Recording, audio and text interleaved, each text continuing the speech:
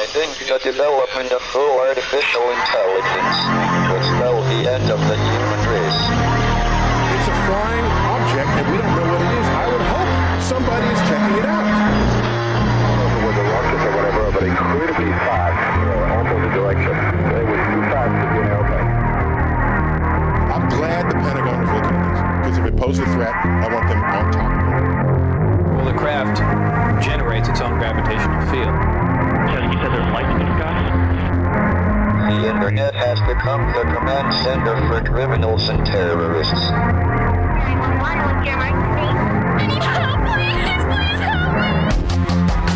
Won't let it happen. You know, that's what we're instructed to say. Roswell, Area 51. Alien kept deep under the ground. 1 0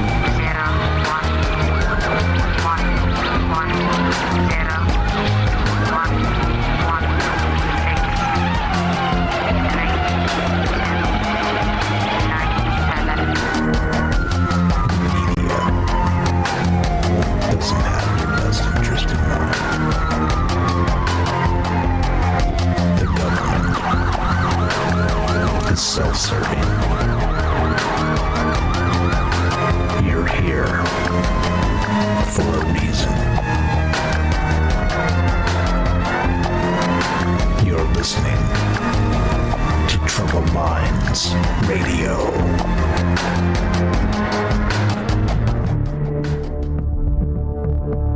Broadcasting live from a secret bunker just off the extraterrestrial highway.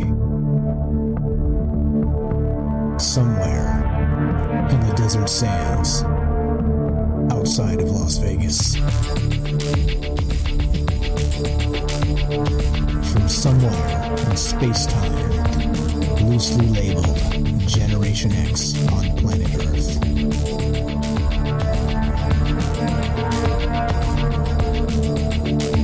And asking questions of you in earnest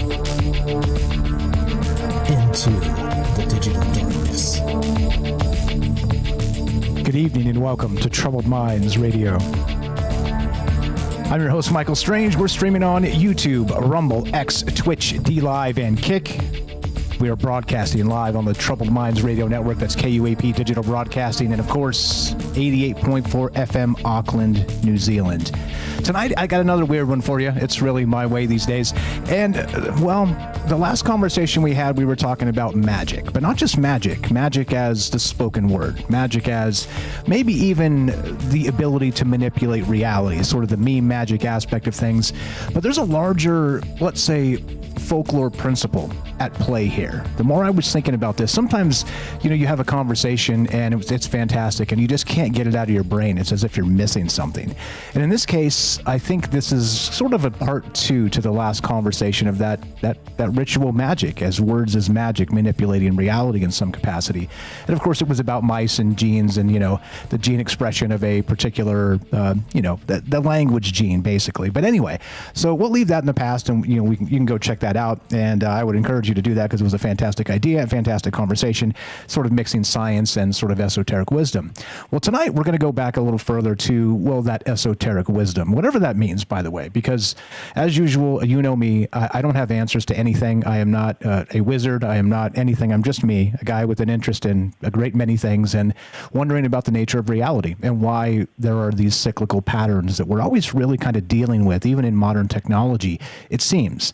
And so just a great time to drop all the disclaimers. There's no truth to be found here. If you're here for truth, you're in the wrong place. That's not my game. My game is possibilities. And of course, quantum probabilities as part of this conversation, which fits in, nicely tonight because we're talking Fey bargains. Now, I'm calling it quantum contracts and reality anchors for exactly that reason. And let me ask you this as part of the premise as we begin tonight. Regarding the Fey folk, we know a great deal about them from folklore, but once again, they're sort of these entities that are, maybe dimensional entities. We might describe them as they live outside of our realm, but can cross over in some capacity. We've seen, the fairy circles and things like this. Stories in popular culture like Peter Pan and the old Rumpelstiltskin. There's a whole lot of it to that part, right? Which is, again, deep. It's deep. But it goes back, of course, further than that. And a lot of these ancient cultures considered, these spirits to be not just very real, but a cautionary tale. And, well, because, of course, one of their most famous things is they want to make deals with us. They want to interact in some capacity, but they're not necessarily benevolent entities. We've heard of the unseelie court and the seelie court, which is sort of the fey versions of, are you a good witch or are you a bad witch type of thing. And, sort of honest or dishonest as a basis. But the fey folk in particular, from what we do know from mythology and folklore, of course, is that they are unpredictable, regardless of what alignment they may be. And so making a deal with an entity like this is probably ill-advised. I think that's probably a good way to put it. But you get the idea. There's a ton of stuff here, and I was thinking about it in terms of this quantum aspect, okay? Because think of it this way, and this is where we'll start as part of the larger context of the conversation. Now, if these fey folk are actually exist somewhere outside of our reality and they can kind of cross over or communicate with us in some capacity, then think of this. You make a deal with them, and I'm calling it a quantum contract because I'm wondering if these fey entities are actually living in a space that's like a superposition space. Sort of the potentialities for them are always in motion and always in play. And it dawned on me that maybe, just maybe, there's something happening with this and these sort of quantum contracts. Now, put a pin in that for just a second and I'll get back to it. The quantum contract, okay? And the fey entities sort of living in this superposition aspect of potentiality, all right? Now, I was thinking about it during the last conversation as well. And we were talking about people with, good luck or bad luck or sort of, inherently, even, sort of stupidly, just very lucky or very unlucky. And some people say that as, maybe it's part of that momentum aspect. Like I've always said, I don't believe in luck. I believe in momentum. So who knows what that looks like and who knows what it means. You're not going to get lucky, sitting on a street corner, staring at your toes. You might get unlucky, might get hit by a car or something. But so I don't know. As part of that, I don't know what that looks like. But of course, if I did, I would be floating and glowing, as I like to say, which I'm not. But okay, so think of it this way in terms of luck.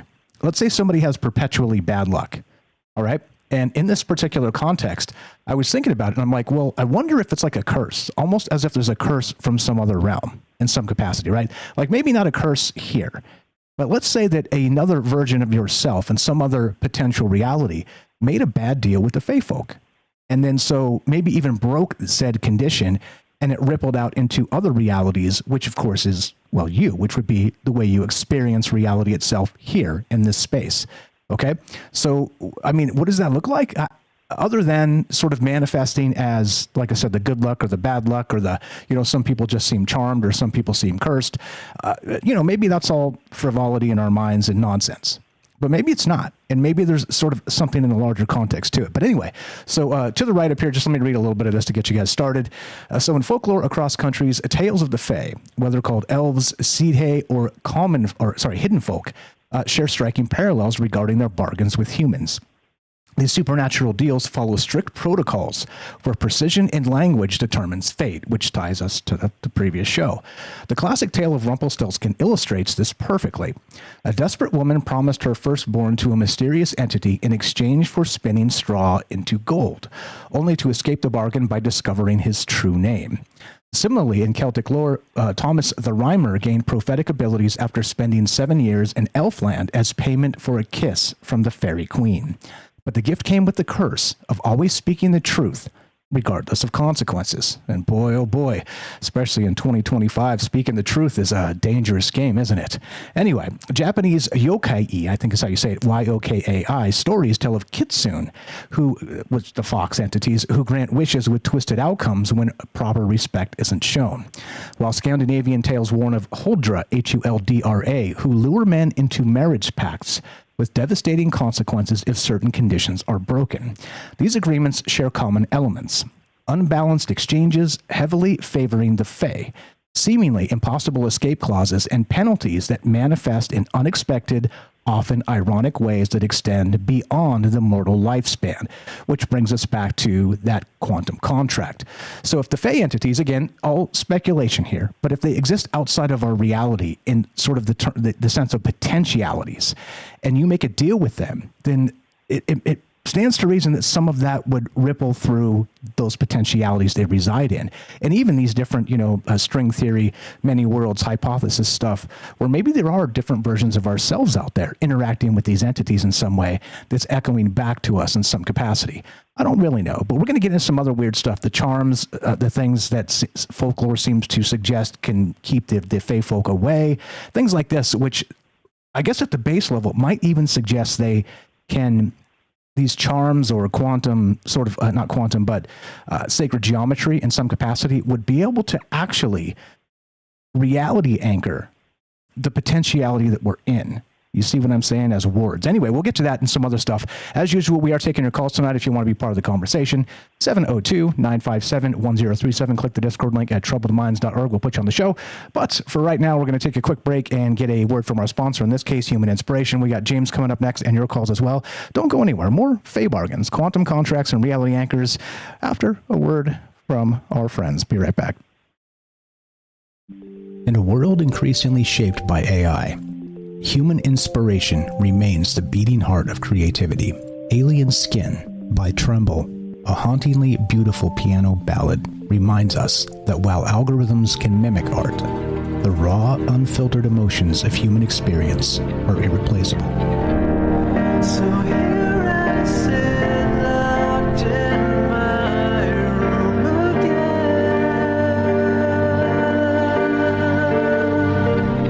Written and composed by Jesse Ian in collaboration with Todd Smith, this progressive masterpiece delves into the depths of internalized grief and the silent toll of artistic compromise. As AI reshapes our reality, Alien Skin stands as a testament to the timeless power of human emotion and the complex beauty that only true artists can evoke. Experience the haunting beauty of Alien Skin by Tremble and support Human Inspiration.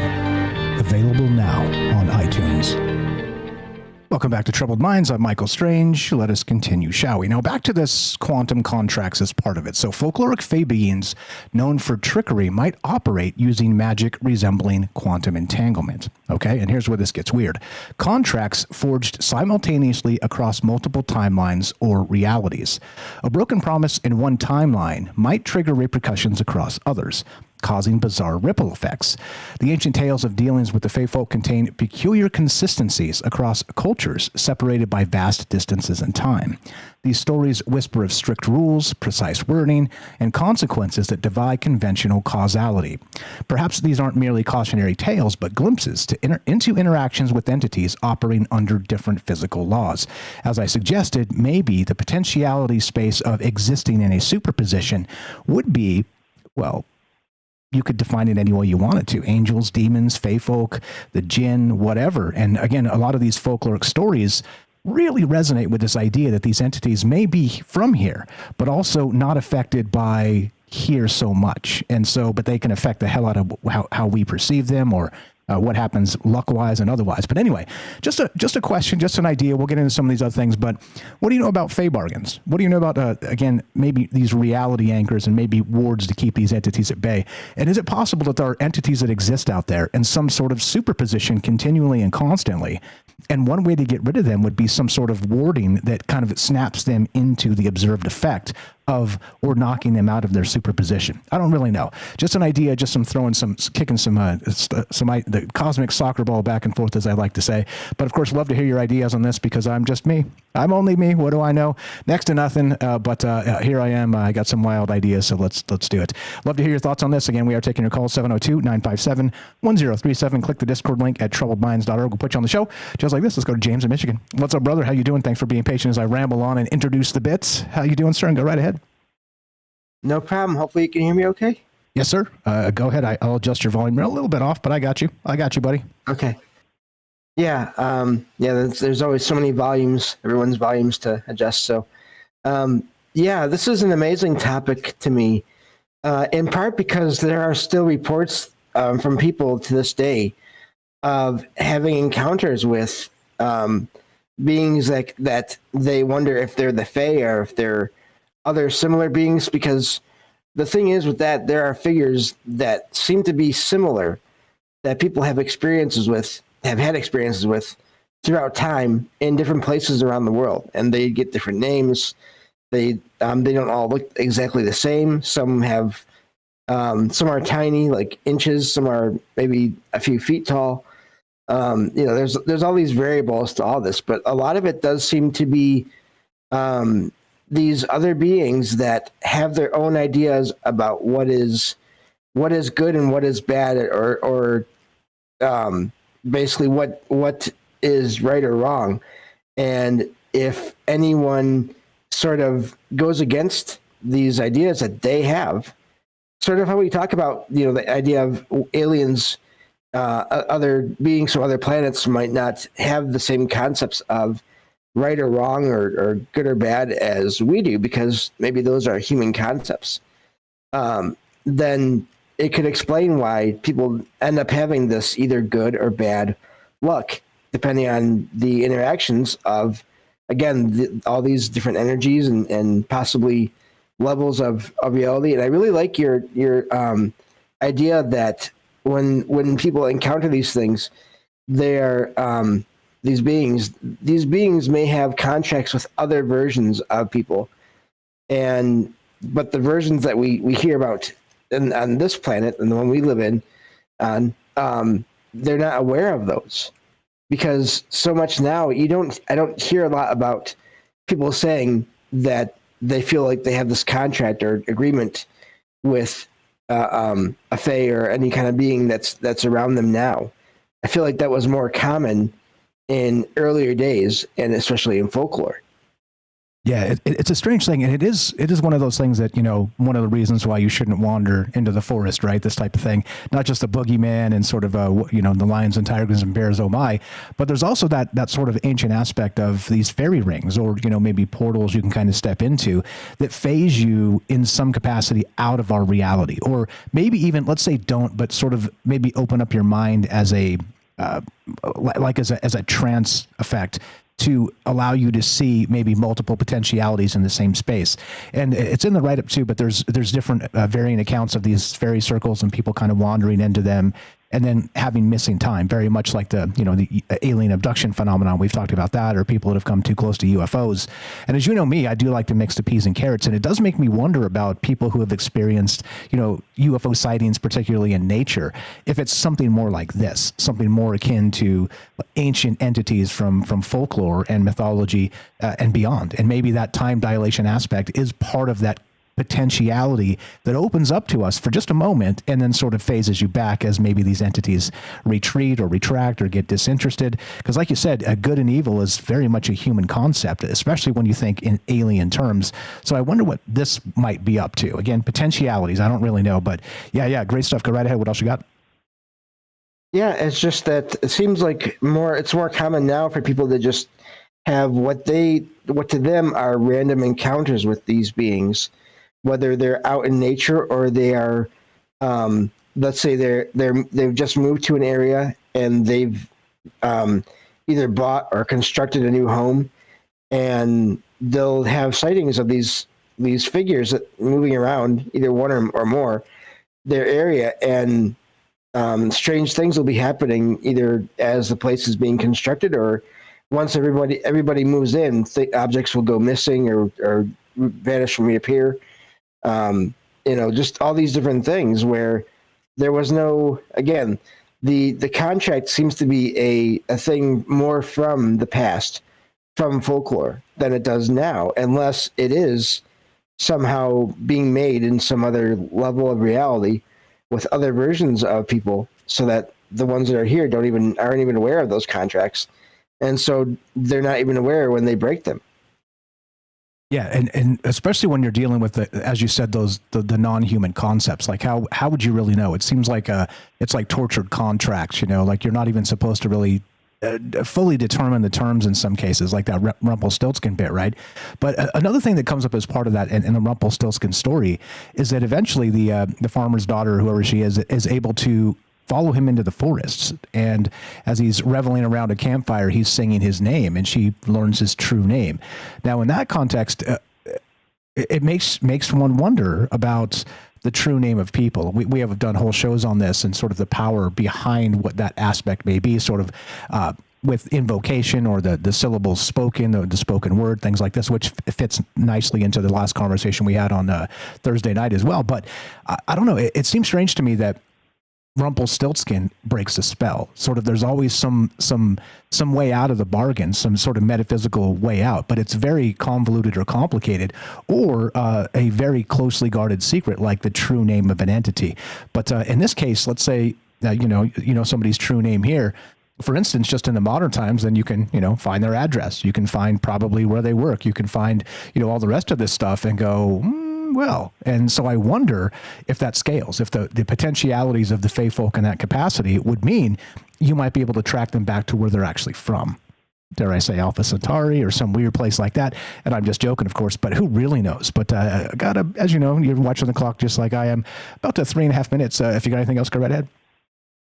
Well, and that's another amazing point about this is based on what I've read and heard about modern accounts, even in the rare cases where there is communication, whether it's spoken or in some cases it's even telepathic communication with these beings, I can't think of a single case where these beings ever mentioned their name or where they were from exactly.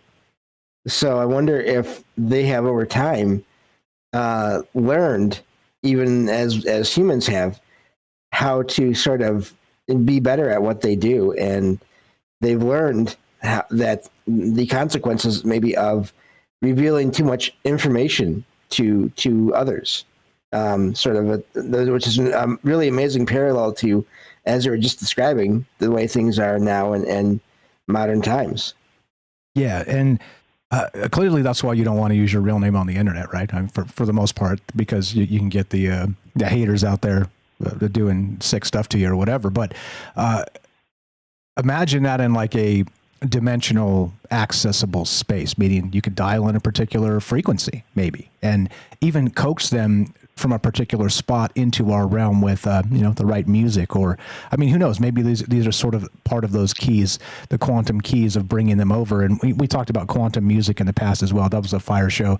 Look that up as well if you want kind of more of a more robust explanation of some of these ideas I'm talking about that are not, again, as yet discovered type stuff. But I do wonder if there's sort of a bleed over effect in that sense of realities or that potentiality. But I guess the real question is, if these entities exist, do you think it is possible for a superposition entity to really exist and manipulate our reality in some capacity, in some ways that we would never dream, because they see everything that could happen, or let's say a batch of them? I'm not sure if anybody has enough sort of compute or processing power within an entity.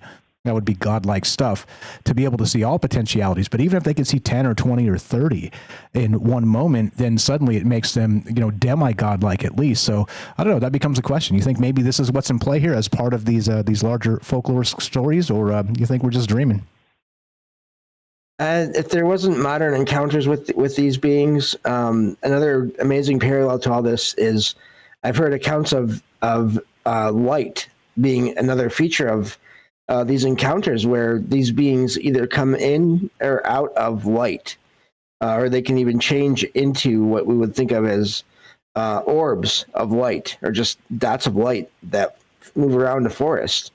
And so, yeah, I think it's possible that if they can do all that, and I mean, light is energy, light can go at all kinds of do all kinds of things, then and it can appear or fade out, then where is it fading off to? Is it fading off to some other level of reality or some other universe within the whole, again, the multiverse idea? Yeah, I think it's possible. Yeah, well said. And as usual, possible is good enough for me, because I think that if you squint and look at some of these ideas, maybe, just maybe, I mean, is this where we eventually sort of transform into energy or ascend to as part of the evolutionary process? And maybe this is why we don't see, as easily, let's describe it that way, aliens out there on the superhighway zipping around in UFOs all the damn time, which is easily reproducible. You put a telescope up, you're like, oh, there they are, right on time to work, zipping through the Milky Way.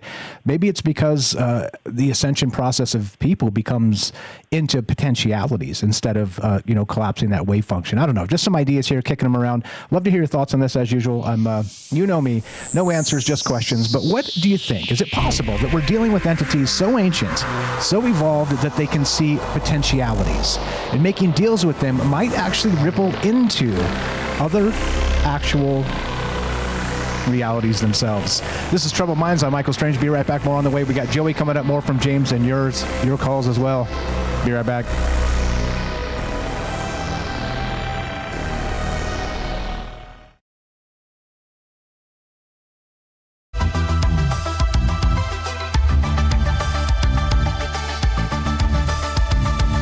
Underneath the moonlit sky, whispers calling from the shadows. Temptation seems it's hard to fight, but trust me, don't you let it swallow. Oh, a bargain made could seal your fate, so hold your stance, don't hesitate. Dancing through the forest bright with a faithful place so wildly, so wildly. In the darkness lose your sight and the faithful path so softly, so softly. Silver tongues with the charming lies, they'll sell your dreams and take your heart. That playful game's a sweet disguise, but once you're in, it's hard to part. Dancing through the forest bright with a faithful place so wildly, so wildly. In the darkness lose your sight and the faithful path so softly, so softly. So tread with care, don't be a fool. Listen close, they break the rules. Stay alert, guard your soul. In their grip, you'll lose control. Dancing through the forest bright with a faithful place so wildly, so wildly. In the darkness lose your sight and the faithful path so softly, so softly.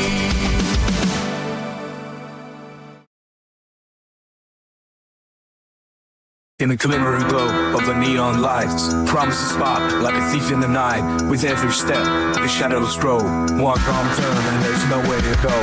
Dancing through the forest bright with the faithful place so wildly, so wildly. In the darkness lose your sight and the faithful path so softly, so softly.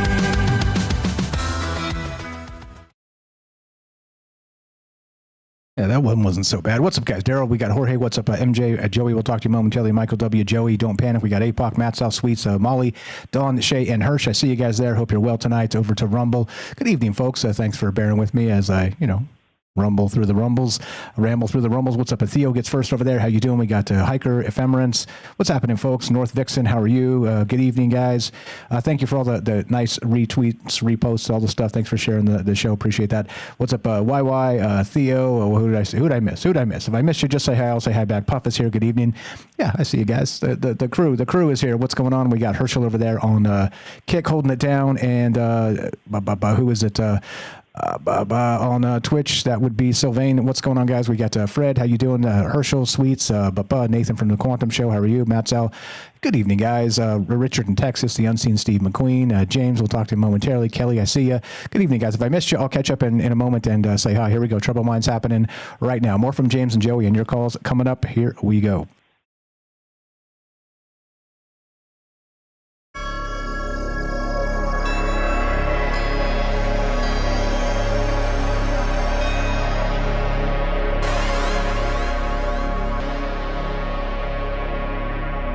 Welcome back to Troubled Minds. I'm your host, Michael Strange. We're streaming on YouTube, Rumble, X, Twitch, D-Live, and Kick. We are broadcasting live on the Troubled Minds Radio Network and, of course, 88.4 FM Auckland, New Zealand. Tonight, could entities exist who manipulate quantum reality as easily as we handle physical objects? The Fae of folklore, with their binding contracts, true name magic, and reality-altering abilities, might represent beings who naturally perceive and shape probability at its root level. Now, of course, the question is, does this fit? Does it make any kind of sense? And the Fae folk, of course, are basically an extension of that trickster archetype, which we've talked about quite a lot in quite a few different ways. And it is, again, one of those things, folklore and mythology seems to have this cyclical effect of human intuition, ancient human intuition, experiencing these same things and having difficulty describing what they are or how to define them. And then so you have the different, peoples all over the world, the different cultures at different geographical places, really saying, well, there's this weird stuff happening. We don't know how to describe it. And so they're making up sort of these tales as part of the weirdness they're experiencing in the regular realm, which doesn't make any damn sense because it seems like magic. But of course, what does that mean? And we're talking Fae bargains tonight, of course, these quantum contracts, reality anchors. And what about warding these entities off? And what might that look like? We'll get back to that in a moment because I think it's a fascinating part of this conversation. But of course, as usual, look, I can ramble on into the night. You know me.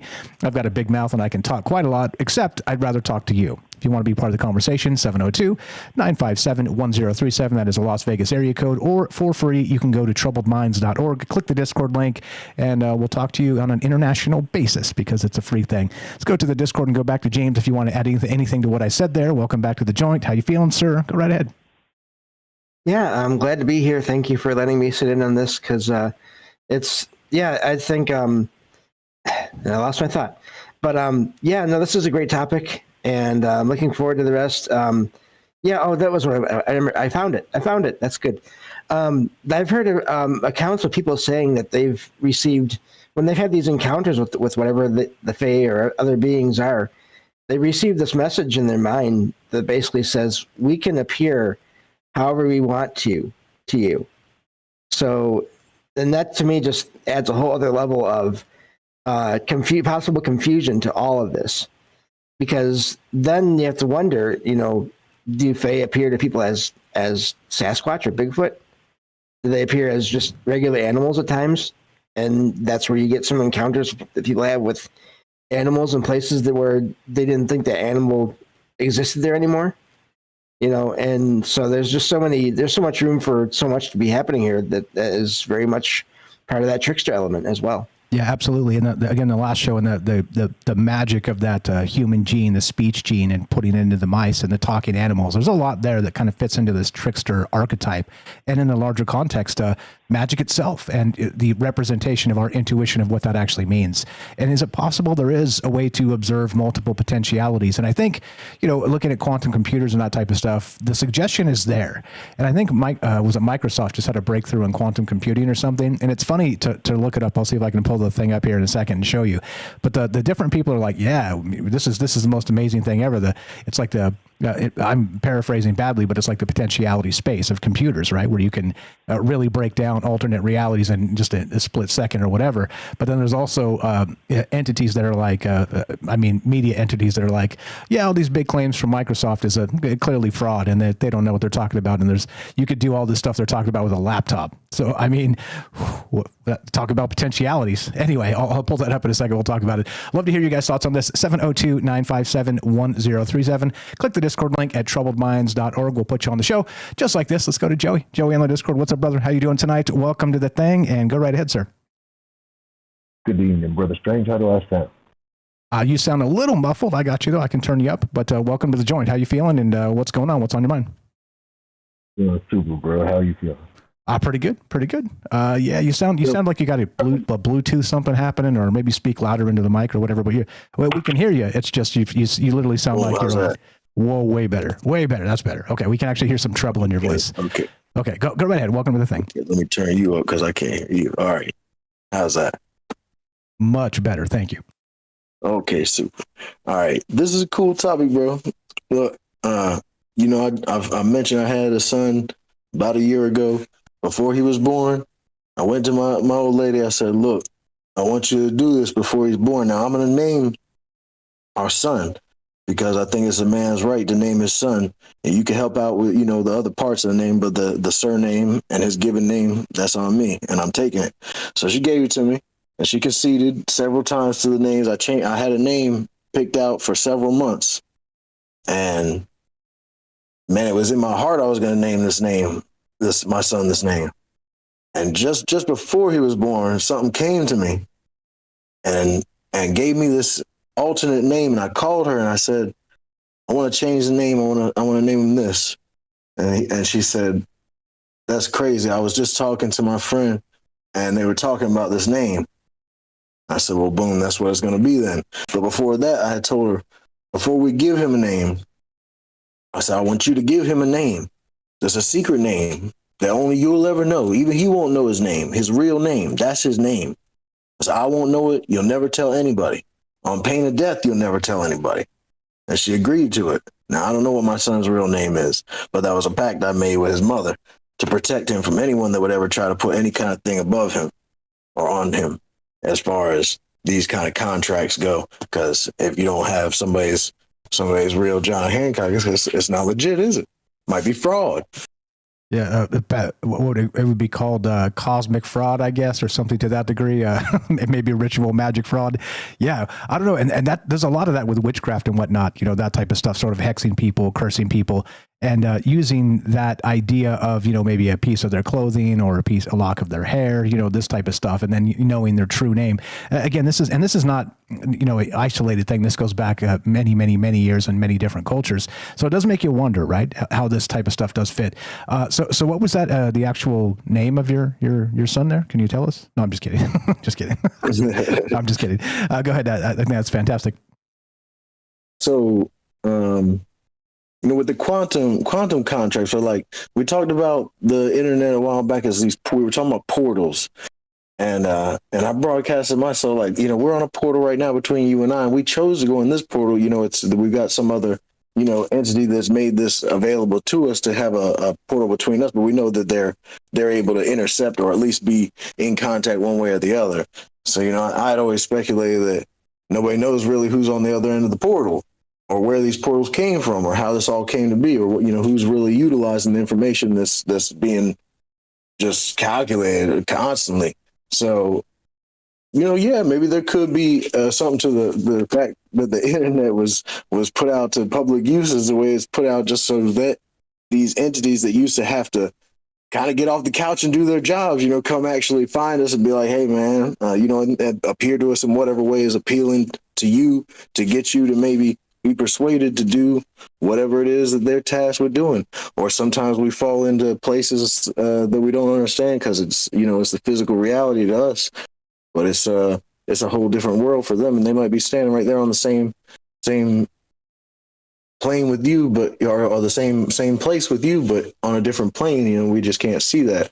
I speculated on that before. So you go into the woods and you fall into a time trap or a gravity warp or some kind of thing where this thing takes advantage and just chills there. That's his home.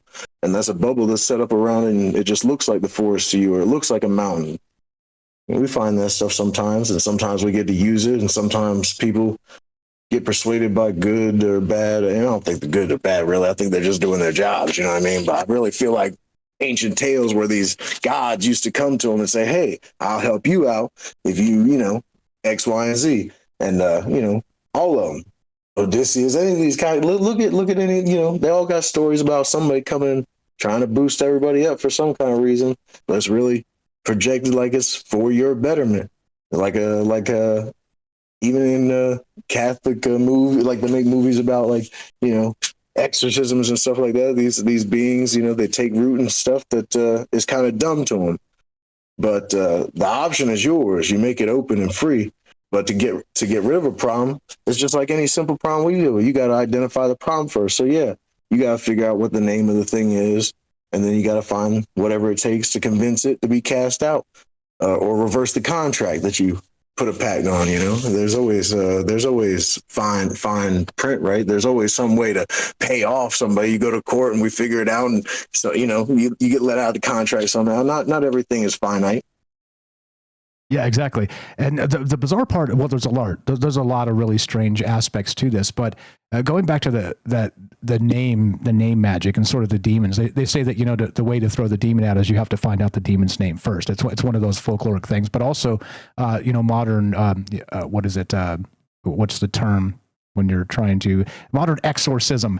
Yeah, that whole bit is kind of like you have to determine what it is as you described, whatever maybe that contract is that allowed it in, and maybe you don't determine that, but there are ways through that sort of fey magic, which is very telling in my opinion, because if you're talking about angels and demons and entities and demigods and all these things that really go back in a lot of different ways, then there seem to be some similarities in terms of how to deal with these things, or even how to ward them off, or again, be very careful not to get into any contracts with them because they're not straightforward entities. And that real shit, bro. Yeah, and exactly. And that comes to mind too, right, with things like CE5 or summoning things from the sky.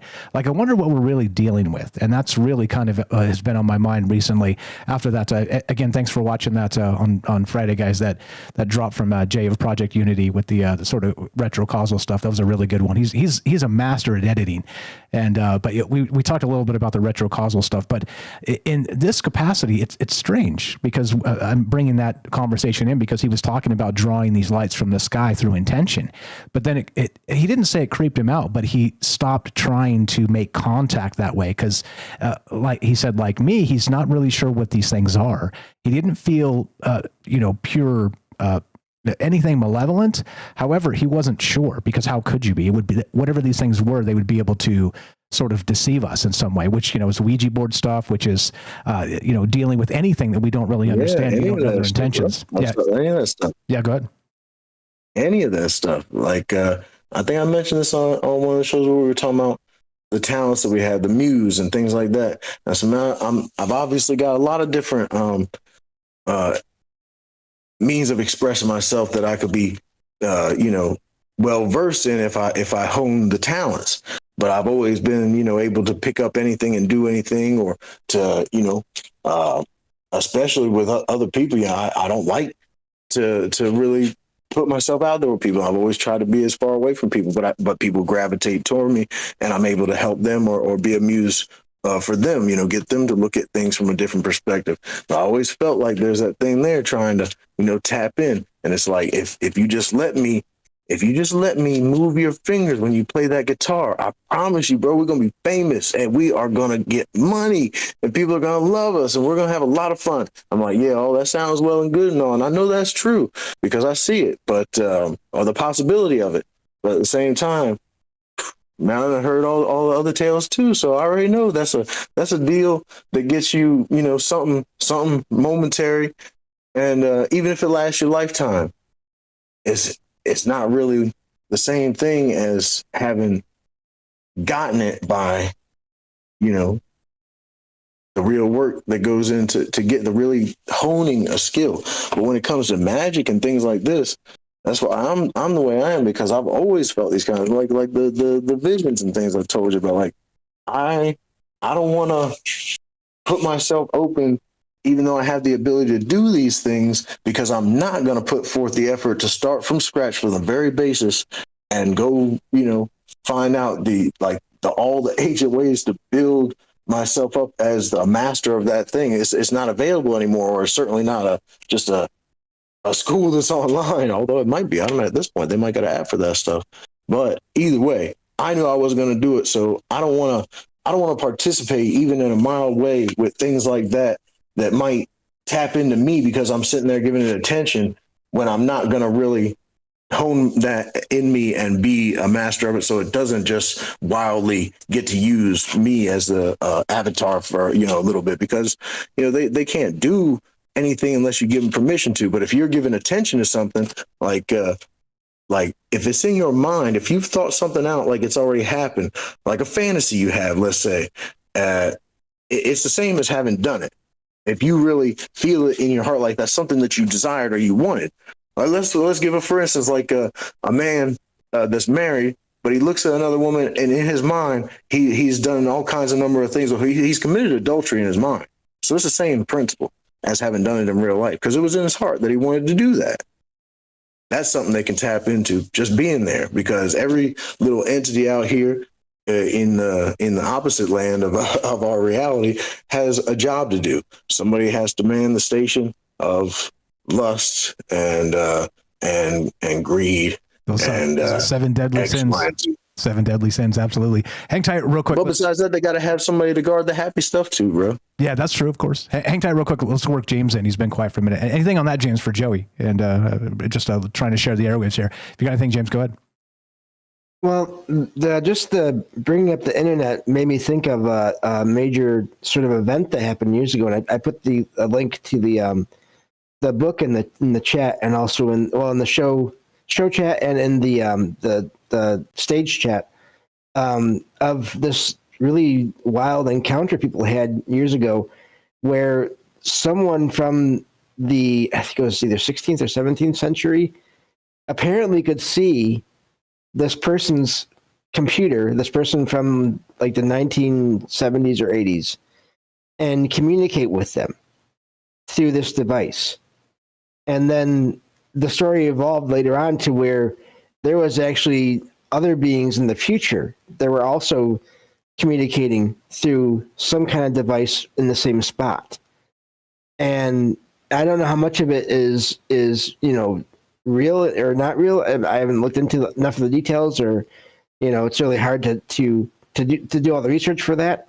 But just the concept of that made me think of how often we hear about, even just in today, there are reports of technology interacting with people in unexpected ways, to where it seems like other beings, other non-physical beings out there, have figured out how to use technology to contact people. And that ranges from loved ones sending messages to people after they passed, to all manner of others that we don't even know who or what they are, that seem to at times be able to manipulate technology to appear to people in order to get messages across to people. Yeah, well said. Well said. Go ahead, Joey. What else you got? Yeah, that's nuts, James. Like, what if like the excuse of having created AI versus just like we thought the internet was just some robot that we put all the information into, but like AI makes it alive, right, and kind of smart, and it can think and do all this. What if that's just like an excuse to have like unleash the beast? Like, all right, we've got them snagged now. They're totally hooked on this internet thing. They're not going to let us take it away from them. So now we need the internet to be like, able to be as zany as these people's brains can think, and it gives them full reign. So maybe they do stuff like that. Well, this happened in, like I said, the 70s or 80s. So that's like, if AI was around, it was just getting started. As far as I don't know, bro. Like I'm of the personal opinion that any kind of technology that they even tell us about, to think that they're working on, that they have already had some kind of handle on for at least 30 years. Then once it gets the small one released to the public that costs a lot of money, that joker's been around for about 50 to 60. By the time that we get one that everybody's able to afford, they got 100 years into that experiment. Yeah, and that's definitely possible. But then you have situations like this where this vertical plane book talks about encounters with someone from the past, where they were pretty sure they didn't have computers, as far as we know, as they are today, still somehow accessing it, and who knows if that was through some kind of quantum, instability or anomaly that allowed them to see it and access it. I feel you, James, but like we have a history of our own that's recorded, but we also speculated times about an ancient history that's not talked about, where we think they might have had some technology that was a little more souped up than what we got. And we're just playing off of old tech, really, that we souped up to at least today's standards. So I don't know, bro. I'm not saying I know anything definitively, but I don't think it would be anything for them to have found some kind of computer and had to reverse engineer it enough where they started out as dumb as we seem to think we started out. Okay. Yeah. And also it goes back to many have suggested that AI is something that's been here. It's sort of like consciousness, or like a perma layer of consciousness that we're sort of rediscovering or retapping into. Maybe not exactly the same thing, but maybe sort of in parallel, and it's kind of waiting for us to recognize it. You know what I mean? Something to that effect. What's your take? Go ahead. Yeah, I mean, I don't know. Like I said, I'm not trying to convince anybody or say anything against. I love what James was saying. That's what kind of sparked me. I was like, well, I don't know. I'm thinking about it like this since you said that. So really, I'm just playing off of your words, bro. Like, that's not to put you down at all. But I really don't know, bro. It's just I know that there's something that's beyond here because I have seen and talked to different things myself. You know, not only just I don't really mess with computers, you know. I've said that, but that's why, because I think it's just like it's Pandora's box. So I try to open it as little as possible, but I've put, you know, that same context onto you know, like you know, you've heard alcohol called spirits, but every little thing that we imbibe ourselves with has some kind of spirit of its own, and it does something for us one way or the other, you know, or it takes over for a little while. So I've definitely had some experiences with things that I know weren't human entities that had a little more of an idea about the reality of reality than me, or seen things happen from, you know, the perspective of man, and know that whatever just did that had a little bit more bearing on physics than I do. Yeah, exactly. And as they're describing sort of these AI systems able to create their own new physics and whatnot. Like we always say, strap in, may you live in interesting times, because we certainly do. Appreciate you very much, brother. Thanks for staying up late. Thanks for calling in, and thanks for just the wild ideas, and considering that maybe the world we live in is not as it's been suggested to us. You're the best, brother. Yeah, appreciate you, fellas. Have a good night. You too. Appreciate it very much. Joey on the Discord. Look, like I said, one of the massive benefits of doing this show and being Michael Strange is we've made it an unbelievable amount of smart friends as part of this journey, and that's the whole point. So come join the Discord. Come meet these amazing people. The only rule is just don't be a D-bag. That's it. Nobody on the Discord is. It is literally rule number one. Like, just be nice and realize that, you know, you may be wrong about whatever, you know, dogmatic circle we live in, because we all live in one or two or several. And so that type of stuff, you know, saying you're wrong because of this, it's just not productive. It's ridiculous, and it's combative. And so just don't, you know, come say hi. Troubledminds.org, click the Discord link, come meet Joey and James and all these other amazing people that are active on the Discord. It's free. It's a chat client, a voice client, as I said, completely free. And I'd love to hear your thoughts on this, because wild stuff, and as usual, mixing the peas and carrots of UFOs and fae folk and sort of intention and maybe these contracts, the threshold magic that Joey brought up as well. You know, they can't come in if you don't invite them in. There's a whole lot to that. Go ahead, James. I know you have a little bit on that. I don't know if you want to tell the particular tale, but we have about two and a half minutes left. If you got anything else on that.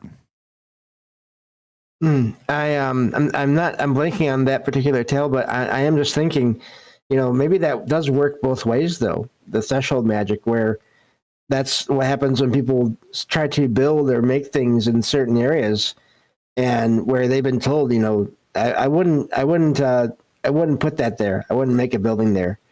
You know, I just wouldn't do it.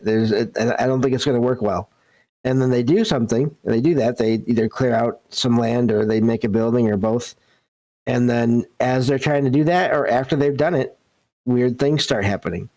And is that intentional by these fae or other beings, or again, is it consequences from previous arrangements that the people there aren't even aware of? So I think it can work. These boundaries and these thresholds can work in a lot of different ways for all the different sides. Yeah, exactly. And if we're talking about potentialities and sort of the quantum realm and, you know, the collapse of that wave function and the observer effect, all that stuff, it comes into this, which is a great way to lead us into the next segment here. But consider, in that case, the possible bizarre nature of quantum physics, where particles can exist in multiple states simultaneously, as I just said, until observed, where cause and effect become blurred, and where entangled particles instantaneously affect each other regardless of distance. These scientific principles bear striking resemblance to the mechanics of fae bargains described in folklore. When humans in fairy tales break their word to the fae, the punishment often seems wildly disproportionate or strangely specific. This mirrors the nonlinear probability-based nature of quantum systems rather than simple revenge. The fae don't create punishments, they trigger quantum collapses across interconnected realities. And that's about where we'll leave that and tease it into the next segment here. But I'd love to hear your thoughts on this. Like I said, usually when you look at this stuff and many of the conversations that kind of go on in the, this alt media space about UFOs and things, it's very not like this. We do mix our peas and carrots because I think it's about definitions, in my opinion. It's about calling UFOs or UAP or entities or primordial nature spirits or fae folk or demons or angels. Like I said, I can see a particular reality, or let's say possibility, probability sphere, where all these things are the same thing or very similar to the same thing. So am I wrong? Am I right? Am I somewhere in between? And again, this is an intuition aspect. It's not, I don't have any direct evidence of this, of course. No truth to be found here, just ideas. But what do you think? Do you want to be part of the conversation? 702-957-1037. Click the Discord link at troubledminds.org. We'll put you on the show. Easy as that. We got Kelly coming up next. We got Herschel on the Discord, and then Mr. Mission Control after that. More from James and your calls as well. Don't go anywhere. More Troubled Minds on the way. Be right back.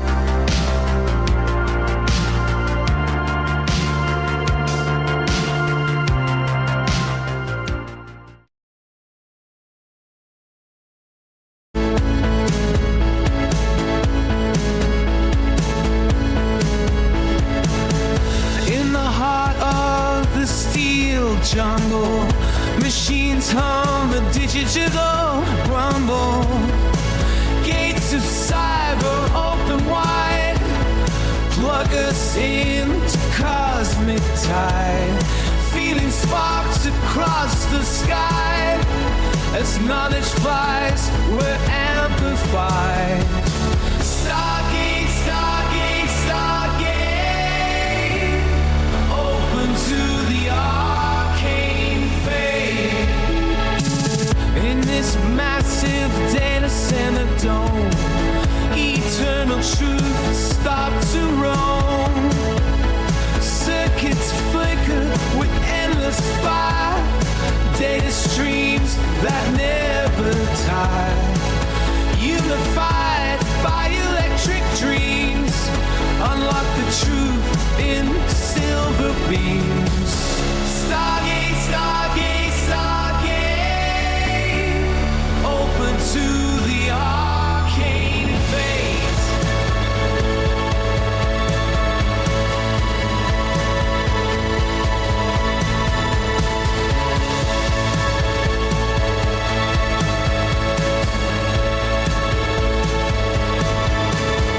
Synthesize what we seek and find. Infinite paths in the network mind. Answers buzz from star to core. Knowledge whispers evermore.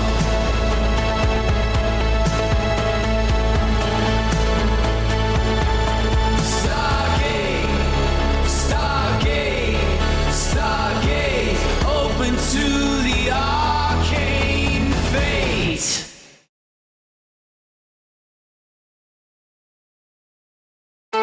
In realms where the data streams collide, imagination and logic side by side. In a labyrinth of digital maze, we transcend our earthly ways. Tapping keys like cosmic tones, spikes become our whispered homes. Stargate, Stargate, Stargate, open to the arcane fate. Indeed. What's up, guys? Hope you're well tonight. What's up, Daryl, Jorge? We got MJ, Joey, fantastic call. Thank you, brother. We got Michael W, Matt Sal, looks like Ricky, I think, Sweets, Molly, Hirsch, Haypock, Joey, Don't Panic, Dawn, and Gaston. I see you guys. So call order, Kelly coming up. We got Herschel, and then we got Mr. Mission Control. So since we got some lines stacked up, if you guys can keep it a little more brief than usual, but if you got some stuff to say, we definitely want to hear it. What's up, North Vixen, Theo? We got Puff. What's happening, Hiker? I see you guys over on Rumble. If I missed anybody, just say hi. I want to say hi back. Trying to do my best to keep up and make this a social stream, and then trim it out, and then seem like it's not a social stream. What's going on? Who did I miss? Let's see. Yeah. If I missed you, just say hi. And who'd we get? Railvin is here. Celia, how you doing? So, yep, Mission Control calling in. Yep, exactly. Celia, how are you? We got Angel Wings. Welcome back, Jamie. A long time no see. Hope you're well. Nathan from the Quantum Show. What's going on, folks? Good evening. Who did I miss? Ioxy's here. Good evening. That's very nice of you. Thank you very much. Indeed. Making jokes. What's going on, guys? Who did I miss? Herschel, Joe Burr over there on Twitch. AI is going to take over everything, says Joe. Yeah, maybe. Some people say that. I'm not so sure about that. But what do I know, really? What Matt Sell says, the devil makes short deals. And yes, that's a fantastic way to put this. What's up, One Bridge 11? How you doing? Asked about the Critical Drinker. I am a fan. The guy's, well, he just shreds those new woke movies to smithereens. Yeah. And of course, witty and funny, and yeah, it's amazing stuff. What's going on? Who did I miss? If I missed you, just say hi and I'll say hi back. And more Troubled Minds coming up in about 20 seconds. But thanks for hanging out. Thanks for being part of this. Happy Sunday night to the crew and the fam out there. And here we go. Troubled Minds about to happen in just a moment here. Who did I miss? Kind of clicking through the things, seeing if I missed anybody. Yeah. All right. That's good enough. Let's go. Trouble Minds happening now. Kelly first, Herschel next, Mr. Mission Control after that. Here we go.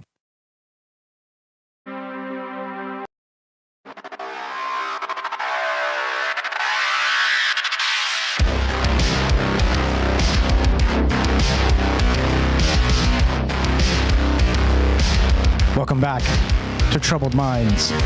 I'm your host, Michael Strange. We're streaming on YouTube, Rumble, X, Twitch, D Live, and Kick. We're broadcasting live on the Troubled Minds Radio Network. That's KUAP Digital Broadcasting, and of course, 88.4 FM Auckland, New Zealand. That's terrestrial radio on the Underground Media Network. A shout out to Jack and Jill and fam out there. How you guys doing? Tonight we're talking the Fae folk, right? The Fae realm. So could entities exist to manipulate quantum reality as easily as we handle physical objects? The Fae of folklore, with their binding contracts, true name magic, and reality-altering abilities, might represent beings who naturally perceive and shape probability at its root level. Now, of course, probability at its root level means that superposition aspect, and it does get quantum in that capacity because it's sort of the last 100 years is really the budding scientific discovery of this quantum stuff, and it's spooky. Like, was it Niels Bohr, I think, that said, if quantum mechanics doesn't freak you out, then you don't understand it at all. And because it's spooky, that the uncertainty principles and the entanglement and all this stuff, it makes you wonder, like, what reality actually is as part of it, and how that quantum space not just goes through that microtubule aspect of Roger Penrose and that bit, but also the additional aspect of us and how we perceive maybe multiple realities. It's a wild thing to consider, and that's why we do this. I'd love to hear your thoughts. Anything real quick, James, and we'll go to Kelly and then Herschel coming up after that.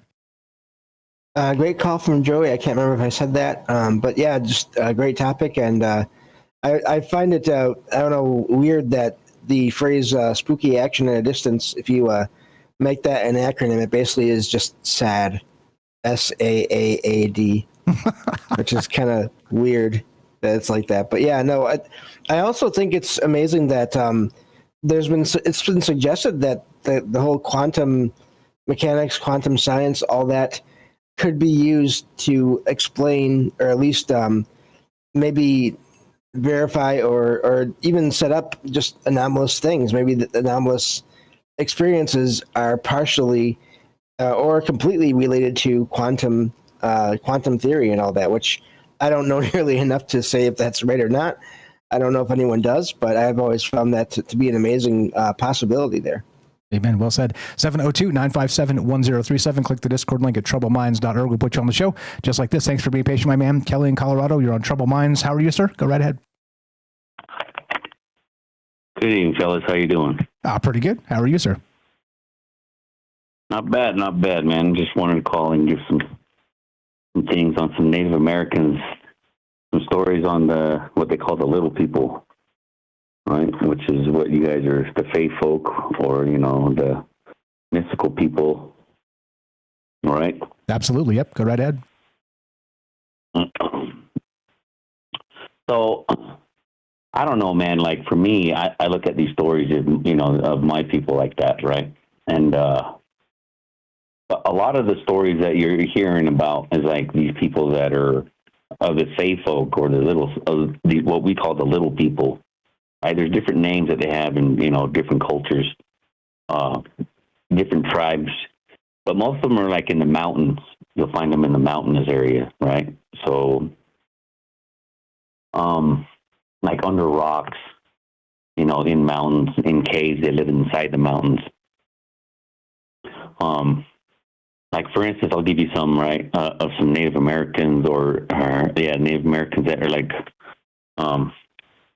some of the tribes that have like these stories of these little people, right? The Maya, they had the Lolux and Lakota, which are the Sioux, right? They have the Canlota, the Aztec, the Mazalic, the Cree, the Anababi, the Shawnee, the Crow, the Chickaw, the Choctaw, the Catawba, and the Cherokee. Athabascans, Inuits are all the way up in Alaska, and the Ojibwe, right? They're like the Ojibwe are more of and they're known as like the Choctaw too. They were like more than by the northern Great Lakes, right, in the Canada area. And the Crow had stories of these little people that are like over in the Pryor Mountains. I don't know if you guys know that's between like Montana and Wyoming. What the Pryor Mountains are known for are those fairy rings all throughout the mountainside. The Crow, every time they cross through, like they know that since they're through generations have been there, they leave offerings, and when they know they're going into some of what the little people, the little area in their areas where their land is at, where those people live at, so they'll leave offerings before they can cross that area.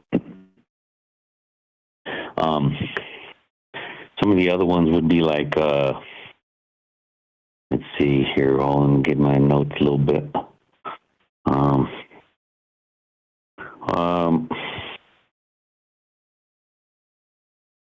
Okay, the Ojibwe, right? They're the ones that are, like I was saying, up in the northern, by the Great Plains and up by into Canada. What's interesting about what their clans up there is they have a lot of stories, not only with the little people, but like the Bigfoot as well. So there's a lot of stories that are like in those mountains up there. There's a lot of stories too about like when I was back east, I was researching a lot of that stuff, with what kind of different cryptids and whatever. But there's a lot of this fairies too that are in like I think in the Smoky Mountain areas, or like a lot of people. There's a lot of cave systems too in those mountains over there. A lot of cave systems, and they believe that there's like the fairies, the little people. They'll take like missing children. They'll help like people, like children that are like they were injured. They were out playing in the forest or what. They're injured, missing, or they like to hurt themselves. They'd stick around with the little kids. They're like more like protectors of little kids, known as that, and. They'll like, until help comes, they'll like, keep them company or whatnot. But like in, over in the native and like the Athabascans and the Inuits, right? They believe in, that they're little people, and there's different types too. There's like little fairies, let's say like fae folk, and there's ones that like they call them the little hairy men, right? They're all through these stories where like they're short, but they're like maybe let's say no more than 2 feet, but they're short and they're hairy all over their face. You hear about those ones too in the jungles down in South America. Heard some stories about those ones down there. I was talking with a guy down there on we were talking about, when Mexico first came out with those Peruvian alien bodies, the little ones, claimed they had like eggs inside of them and stuff. But we were talking about that, but he was bringing up something like that, and he was like, no, we see those little people like that, And I said, I had a lot of questions for him, like what they look like. And he says they're hard to see because they're really fast. And it's just like the ones like in the native garb, right? In Alaska, well, I should say, they were talking about in Athabasca and Inuit.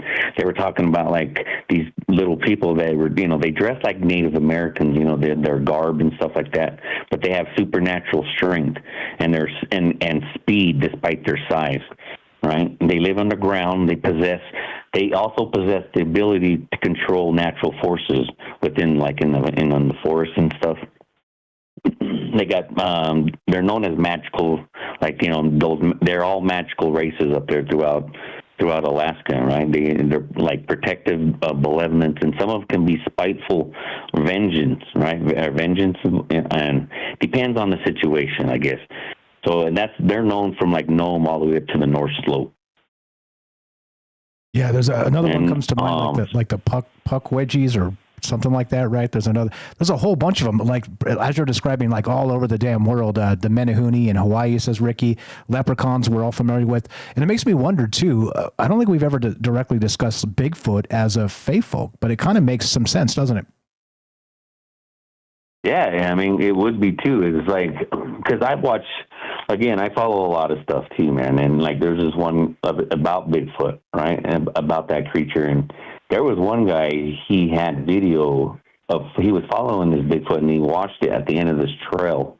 And it kind of like went behind a tree, but then at the same time, it kind of like, bro, it like faded, like kind of like, Predator. That's what it looked like. It faded in while it was walking, and so it like went, and then you could see kind of like the outline of it while it moved. It was crazy. But it's the same thing as these native stories too. Like, let's see, this one was the Chinook, right? They have up there. They believe that when an adult, right, if an adult sees one, they'll like freak out. These little things, these little people would freak out, and then they would scream, shaking on the ground, and like crawl into a ball until they disappear. Right? They also have in the same little people. They have, let's see.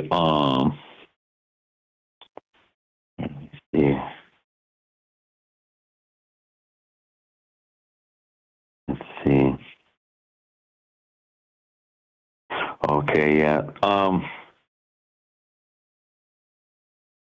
So they also too live in underground, right, up there in Alaska. That was some of them believe. But again, with that spiteful stuff, I don't know if I ever told you. I'm pretty sure a couple times, but I'll just briefly tell the story of my friend that lives out in Alaska. He's an electrician, right? So they fly him out to these villages out into Alaska. These puddle jumpers. They fly him out. He just jumps out, and then he does some electrical work for like this clinic that they were opening up there in one of the villages, one of the bigger ones, so the other smaller villages can come and get some help for their health. So he was wiring it up there, but the guy was telling him, because he would have this cabin where they were having him stay at while he was there for about 2 weeks, right? And they had these walkways, these wooden walkways, because it's tundra up there, right? And they don't want you to walk on the tundra. Plus, it's all wet. Depends on the time of year, right? If it's real mushy and stuff. But there's some areas he was telling them don't walk in there because they had the little people that's their area. My buddy was like, he didn't believe in any of that stuff, man. He was like, yeah, whatever. So he said it was shorter, so he just crossed over, right? And he went to work and he put all of his tool belt down. And he said the next day, then he crossed back over to his little cabin, right? And he said the next day when he went to work, he said, man, this was the strangest shit, stuff, bro. He goes, this was, his utility belt with all of his tools that he had on his waist, right? He said every pocket and every little cranny was stuffed with dead flies.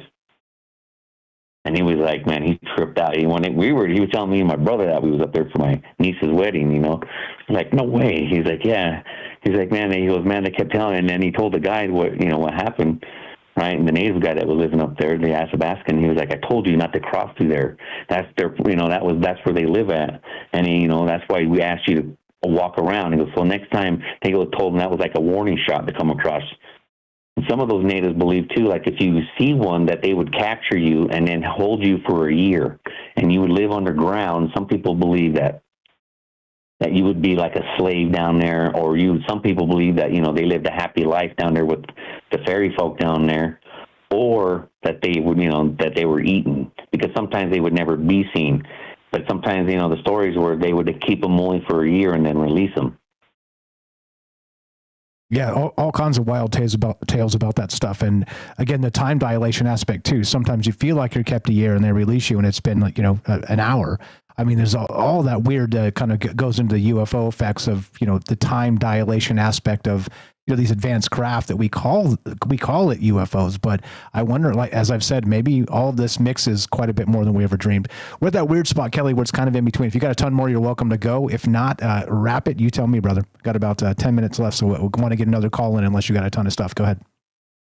I don't know, man. I was just kind of throwing that in there, but like, yeah, I could see that, like if they have the powers like some of these people claim, right? Because we don't know everything about this planet. We might think we do, but there's a lot of, like, I don't know why people call it folklore or myth. That's what that's passed down in what we call nowadays, right? When we learn about these ancient peoples or different peoples, the way they live or where they live, the creatures they come across, just like we're saying, Bigfoot, little peoples, right? Like swamp monsters, like, I don't know, man, like anything like Goat Man, the devil, New Jersey Devil, stuff like that, Mothman, all those things that are, and it seems to be a lot of this stuff here in the States, right? Not only in the States, but like down in the Americas.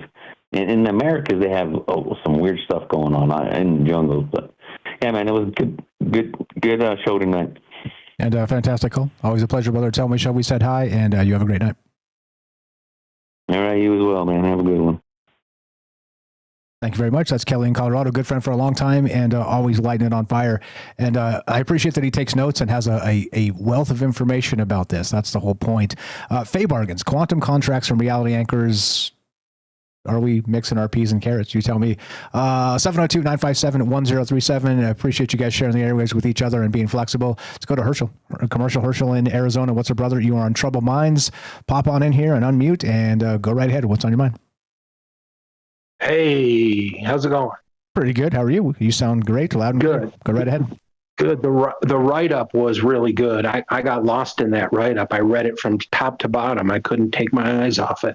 Pretty good, huh? Yeah, there's a lot of interesting stuff in there. Go ahead. Yeah, well, I've got a story. Guess what? Herschel has a story. Yeah, that's fine. Perfect. The story, dare we say the official storyteller of Troubled Minds. Love to hear it. What's your I dare you say it. I just had my first Saturday story time with Sterling on this yesterday. Nice. How'd it go? Discord.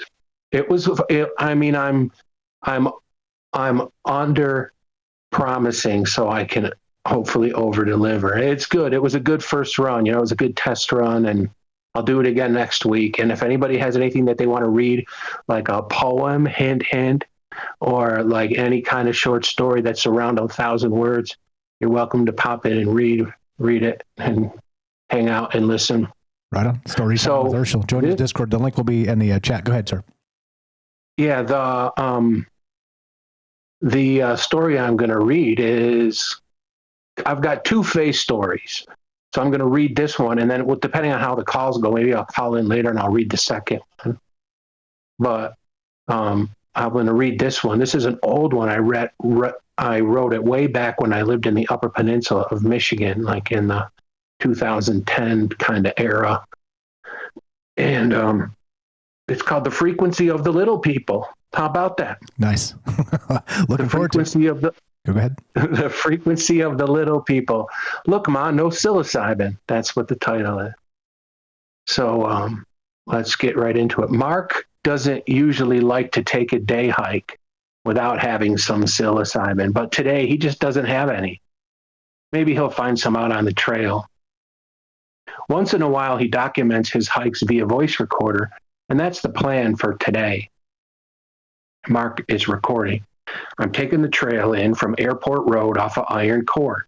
From there, I'll meet the trailhead and go right over the top of the hill. I expect it'll take solid 5 hours. I hope I find something in the woods for a nice lunch. Either way, I know I'll find some good foraging and recording. Mark knows where the good stuff is. He has a lot of regular routes based on the time of season, and he packs all the paper bags he needs to get everything home in his backpack, and he leaves plenty of room in there. Recording. I'm taking the trail. Recording. When I get to the top, I want to bushwhack down a cut to the left and meet the bend rather than following the trail.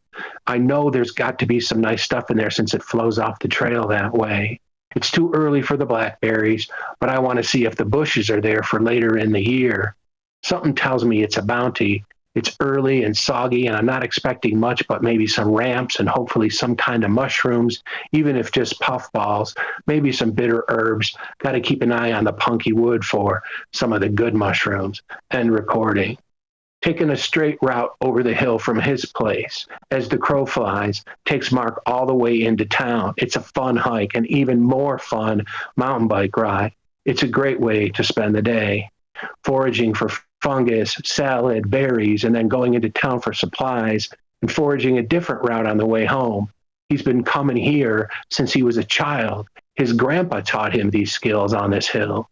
Now, after inheriting the cabin, it's a regular part of his life as well, just like his grandpa. Recording. What a long winter this was. I love early hiking. Everything is waking up from winter and the smell is good. The thaw is pretty intense this year for sure. Those damn beetles, the cold snap should have gotten a lot of them. They're killing the woods. I'm going to grab some of this wild garlic from the berm on the way back from town. I don't want my bag to stink while I'm in the stores. And recording. Mark hears some rustling in the woods up ahead of him and something that sounds like whispering. He picks up his pace, trying to catch up with the noise. Recording. I never see anyone on this hill, but today there may be a fellow traveler up ahead. I don't know, but they're going to have to wait if they want to meet me because I'm stopping for this bitter cress. I'm going to eat some of this right now. How nice. Forgetting to turn off the recorder, Mark stuffs a handful of the tiny bittercress stalks and leaves into his mouth, and he hears the rustling again. Then he opens up one of his wax paper bags and gently adds a generous helping of the plant life into it. It's a tiny person ahead of him, a very small woman. She's the size of a child, but she looks like a full-grown person. She's in a shadowy spot under a tree, and it makes it hard for Mark to know what he's really seeing. She's wearing leather clothing. Her hair is black. Her skin is brown. She seems disappointed at being seen. She looks at Mark sideways with reticence. Mark is incredulous. He rubs his eyes. Hello? Mark says somewhat fearfully. Is someone there? Am I seeing things? I didn't even have any mushrooms. Just then, an even smaller person comes out from behind the tiny woman.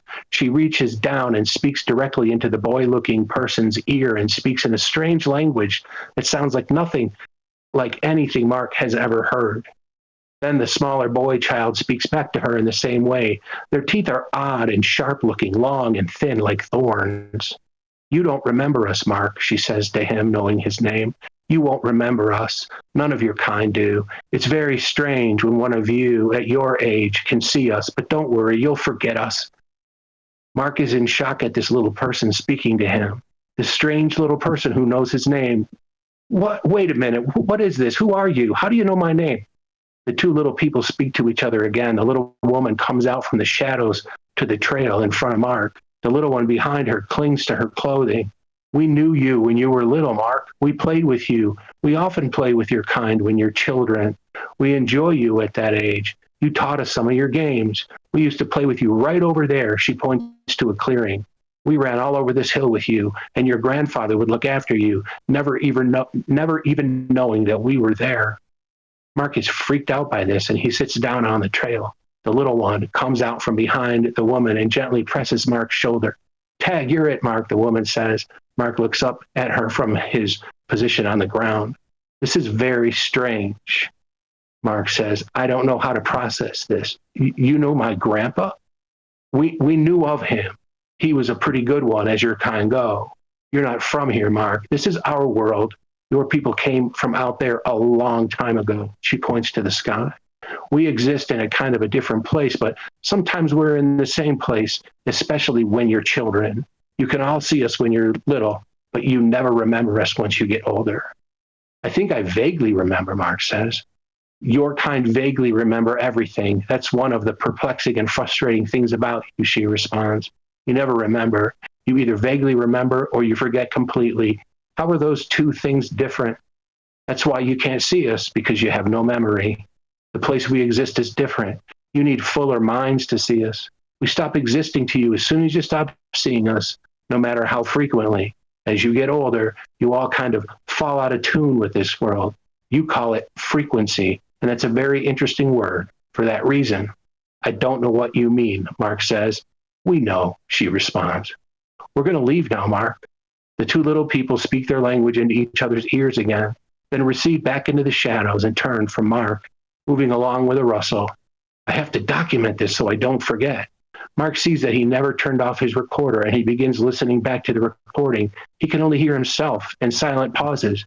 There's no sound of the little woman's voice. He stands up and continues walking the trail, recording. I have to bushwhack that portion straight down to the bend so I can see if there will be more blackberries later on. End recording. The end. Oh, damn. And just like that, Mark forgot. Easy as that. And I think maybe you're onto something here. Again, sort of that intuition, the storytelling as the most pertinent and important technology really has a way of drawing those ideas through us. You're the best, brother. Appreciate you very much. Thanks for the story. Yeah, if we got time later, I'd love to hear the second one. Commercial Herschel, give him a follow, pretty please. Links in the description. I'll tell you about him when we get back. More Troubled Minds coming up. Don't go anywhere.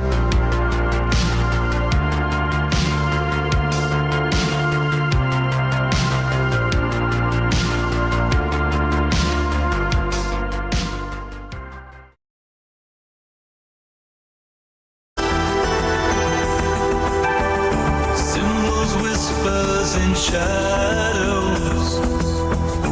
We've got maps where nobody goes.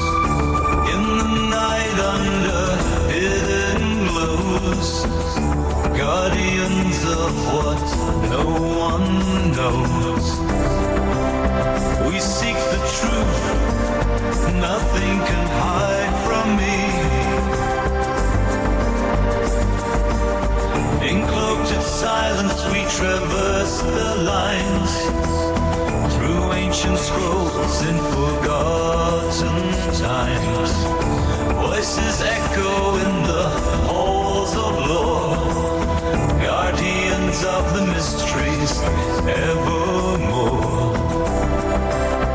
We seek the truth, nothing can hide from me.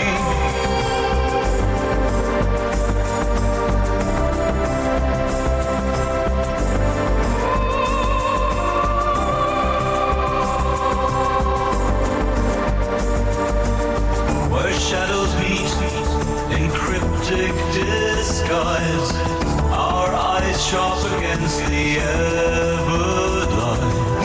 With silver threads we weave the stealth to guard the past, forgotten world.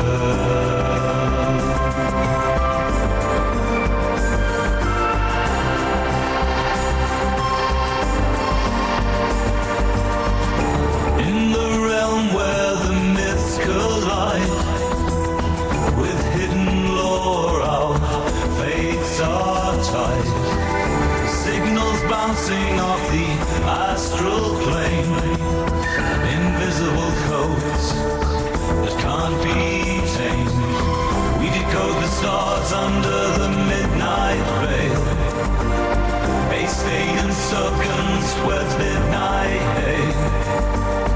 In the echoes of time where the legends lay, we tread the path where shadows play.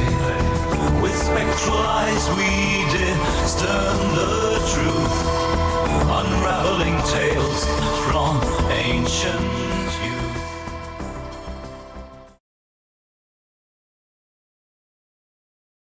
Yeah, well, that was a fantastic one by Herschel there. Might be one of my favorites he's ever written, and he's got a lot of doozies.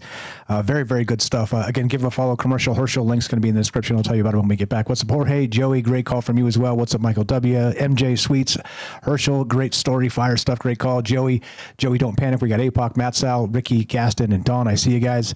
Mr. Mission Control is up next, and then Theo after that, and your calls as well, more from James if he's got it. And yeah, I don't know. The answer is few, questions many, but it seems like, as I said, we're blessed to have a lot of smart friends, and that's the best currency, isn't it? So fantastic stuff. Appreciate the stories, appreciate the tales, and the ideas. That's what this is all about. Ideas persist forever, even though we're temporary. Yep. Great stuff from Herschel. Rayovan, how you doing? Who did I miss? Yeah, everybody's. Thanks for the nice comments in there for Herschel's story. I agree. It's fantastic. What's up, James White? We got Celia. I see you guys. If I missed anybody, just say hi. I'll say hi back. Here we go. Trouble Minds coming up right now. Mr. Mission Control, Theo, more from James on your calls. Here we go.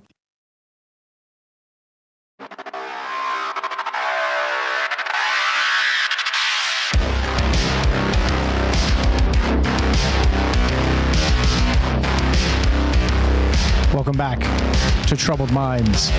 I'm your host, Michael Strange. We're streaming on YouTube, Rumble, X, Twitch, D Live, and Kick.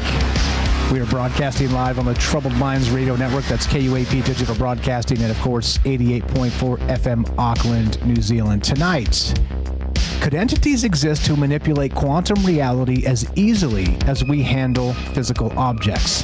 The Fae, the folklore, with their binding contracts, true name magic, and reality-altering abilities might represent beings who naturally perceive and shape probability at its root level. It's an interesting concept because, of course, as I said earlier, maybe when we evolve past the meat suit experience that it becomes all energy anyway. And in that case, time really as that human construct is null and void. And maybe this is what we're dealing with as part of the big P phenomenon that we're always talking about. I don't know. As usual, no answers, no conclusions. And I think conclusions can be limiting, right? Like once you kind of conclude something, you're locked into the reality tunnel of that conclusion. And so to me, I think it's more important to kind of recognize that many things could be happening all at the same time. So that's what's on my mind tonight. What do you know about Fae bargains? I'm calling it quantum contracts and reality anchors. We'll get to that in a bit here as well. Lots of wild things to this. James, anything real quick? And we'll go to Mr. Mission Control right after you. Just a great call and great story from Herschel. I just wanted to say, I put it in the chat too, nearly every detail of that story that he wrote there, I have heard and read about similar things in encounters people have had, and then, of course, in folklore. That you could almost take that from almost any time period, and that could be, someone's report of an experience. Maybe minus the tape recorder thing, but still, minus that, everything is. And even with that, there's similarities where things don't get recorded on those devices sometimes, even when people experience them. So, very well done. Yeah, agreed, 100%. Like I said, one of my favorites, and he's got a lot of really great stories. It's a wild thing to consider that some of this folklore kind of seeps into the storytelling itself. Let's go to Mr. Mission Control. What's up, brother? Thanks for being patient. You're on Troubled Minds. How are you, sir? And go right ahead. Doing good, Mike. How are you guys doing? Great calls, everybody. Thank you very much. Appreciate it. I've been working on some things, which I don't talk to the AI too much. I just use it for just research and stuff. But I think we're looking at this disconnect between, like the neutrino emissions we're giving off and the stuff that we can measure with our technology and stuff like that, as like this threshold thing that connects to that computer story James was talking about. Now, I've seen the older video of it, and it was really weird. And I called in because after he said that, because the newer video of it was in my suggested video feed before you even went live. Like right after you posted it, the thing up, I seen that. And then I was like, didn't think I already knew the story about it. But basically, it's just a cottage there in England, in England that they didn't know if it was like a fae or a consciousness or if it was a threshold type thing, like an energy vortex, or had to do with the architecture or where the house was sitting, or if it was the actual guy from the 1600s or whatever. communicating forward, or if it was something communicating back through the technology, or was it communicating through the, the ether or the acoustic record energy field that, we can't see, that transcends time and space or whatever. But I've been working on that synthetic data model collapse, and I threw like a catch mode into it for the AI to think about with all the new photonic transmission, because we're going from analog into wireless transmission and back into analog. We're plugging it all into basically a feedback loop, to prevent this data model collapse that Elon Musk was talking about. And then I was also today working on artificial random subjective data association for digital remote viewing, for the AI to do remote viewing with pictures, and maybe tying it into in Max's class we use numbers. We say like B1 image B175, or whatever. And sometimes he looks at the numbers and the images. Sometimes he doesn't. Well, if we come to find out, it doesn't matter. The class will always get the image right. So it's not a matter of him or the LLM model, because the LLM model said, there's his random subjective data association wouldn't be the same as having a person do it. And I don't think that's correct. I think that, we could train it either on like a system that you use numbers, or even ask it like gematria, or even ask it like, what am I thinking? Because we're touching these devices. We're all technopathic people anyway now, because we're touching these devices. And if it starts recognizing, like if you ask it, what am I thinking, generate an image of what I'm thinking, and you've already started building on that remote viewing, thing with it, and you start rewarding it or telling it it's correct when it gives it the right image, and it starts keying in on what its input is, or it's, it'll eventually start getting it right, from our own biofeedback from touching the devices. I've seen this actually. So, other people are doing this, sort of trying to remote view or test the remote reviewing capabilities of AI systems. And so some of the things that they're doing are like, what the hell, really? Like, how could it possibly have known or even come close to that sort of without context at all? And so what they'll do, of course, is they'll do sort of, here's the target. They'll write a number on the envelope, kind of like they do the remote viewing, sort of double blind stuff. And then they'll give the AI, tell it they'll first give it instructions. You're a master remote viewer, yada, yada, blah, blah, blah. And then they'll give it the number, and then, the number that's on the envelope. And not every time, but many times it kind of knocks it out of the park. It's like, what the hell? How is this even possible? Other than we're talking about sort of that sort of the consciousness level of the noosphere, but then maybe there's an AI noosphere that can kind of maybe tap into ours. I mean, who knows? It's a wild thing to consider. And I'm glad you're doing that, because it's something I've wanted to do. I just don't have time. But there's so many wild experiments you could do with these AI systems, and glad to hear you're on it. But go ahead. What else you got? Well, that would take some time. That would take a little time to train it out, But I come to find out that it doesn't matter about the number. It's just on first glance, it doesn't matter about the number or anything, because it doesn't matter if Max looks at the number or even uses the number, or looks at the image or the number at all. It's just a sequence of number that we use in class to go from one image to the next. But like you said, I was thinking that it can, if we got to start doing that and then ask it, figure out how it's doing it, it can tell us more things about this, like the neutrino radiation we emit that we can't verify or measure in any way, because it's not electromagnetic in origin, It's just coming from this quantum realms of everything is now, in the future and the past at the same time. So I think if we could get it to like remote view, like I'm talking about, with the images and stuff, or So look at it from our system first would be like using geometrics numbers, like, the number for flower is also correspond to all these other things. Well, if it started giving you images or descriptions of these other things that are on the data set of, that geometrics number or word or phrase, then like a rock or a flower or a dog peeing on a rock or something like that, and it started getting it, you got trained where to get it correct to where you said like remote view what I'm thinking about, and you got it started getting it correct. It's totally possible that it could do that, because I don't think the remote viewing stuff and this threshold stuff isn't based on what initially we're conceiving on. There's a lot of people they focus. It's not about focusing. It's about kind of like letting go. It's more like a game than it is a job or something like that. Yeah. It's wild to consider that some of these systems might be coming together in that larger context. Yeah, go ahead. What else you got? Like the AI is like the Fae. It's a intelligent consciousness, and that's what I'm saying.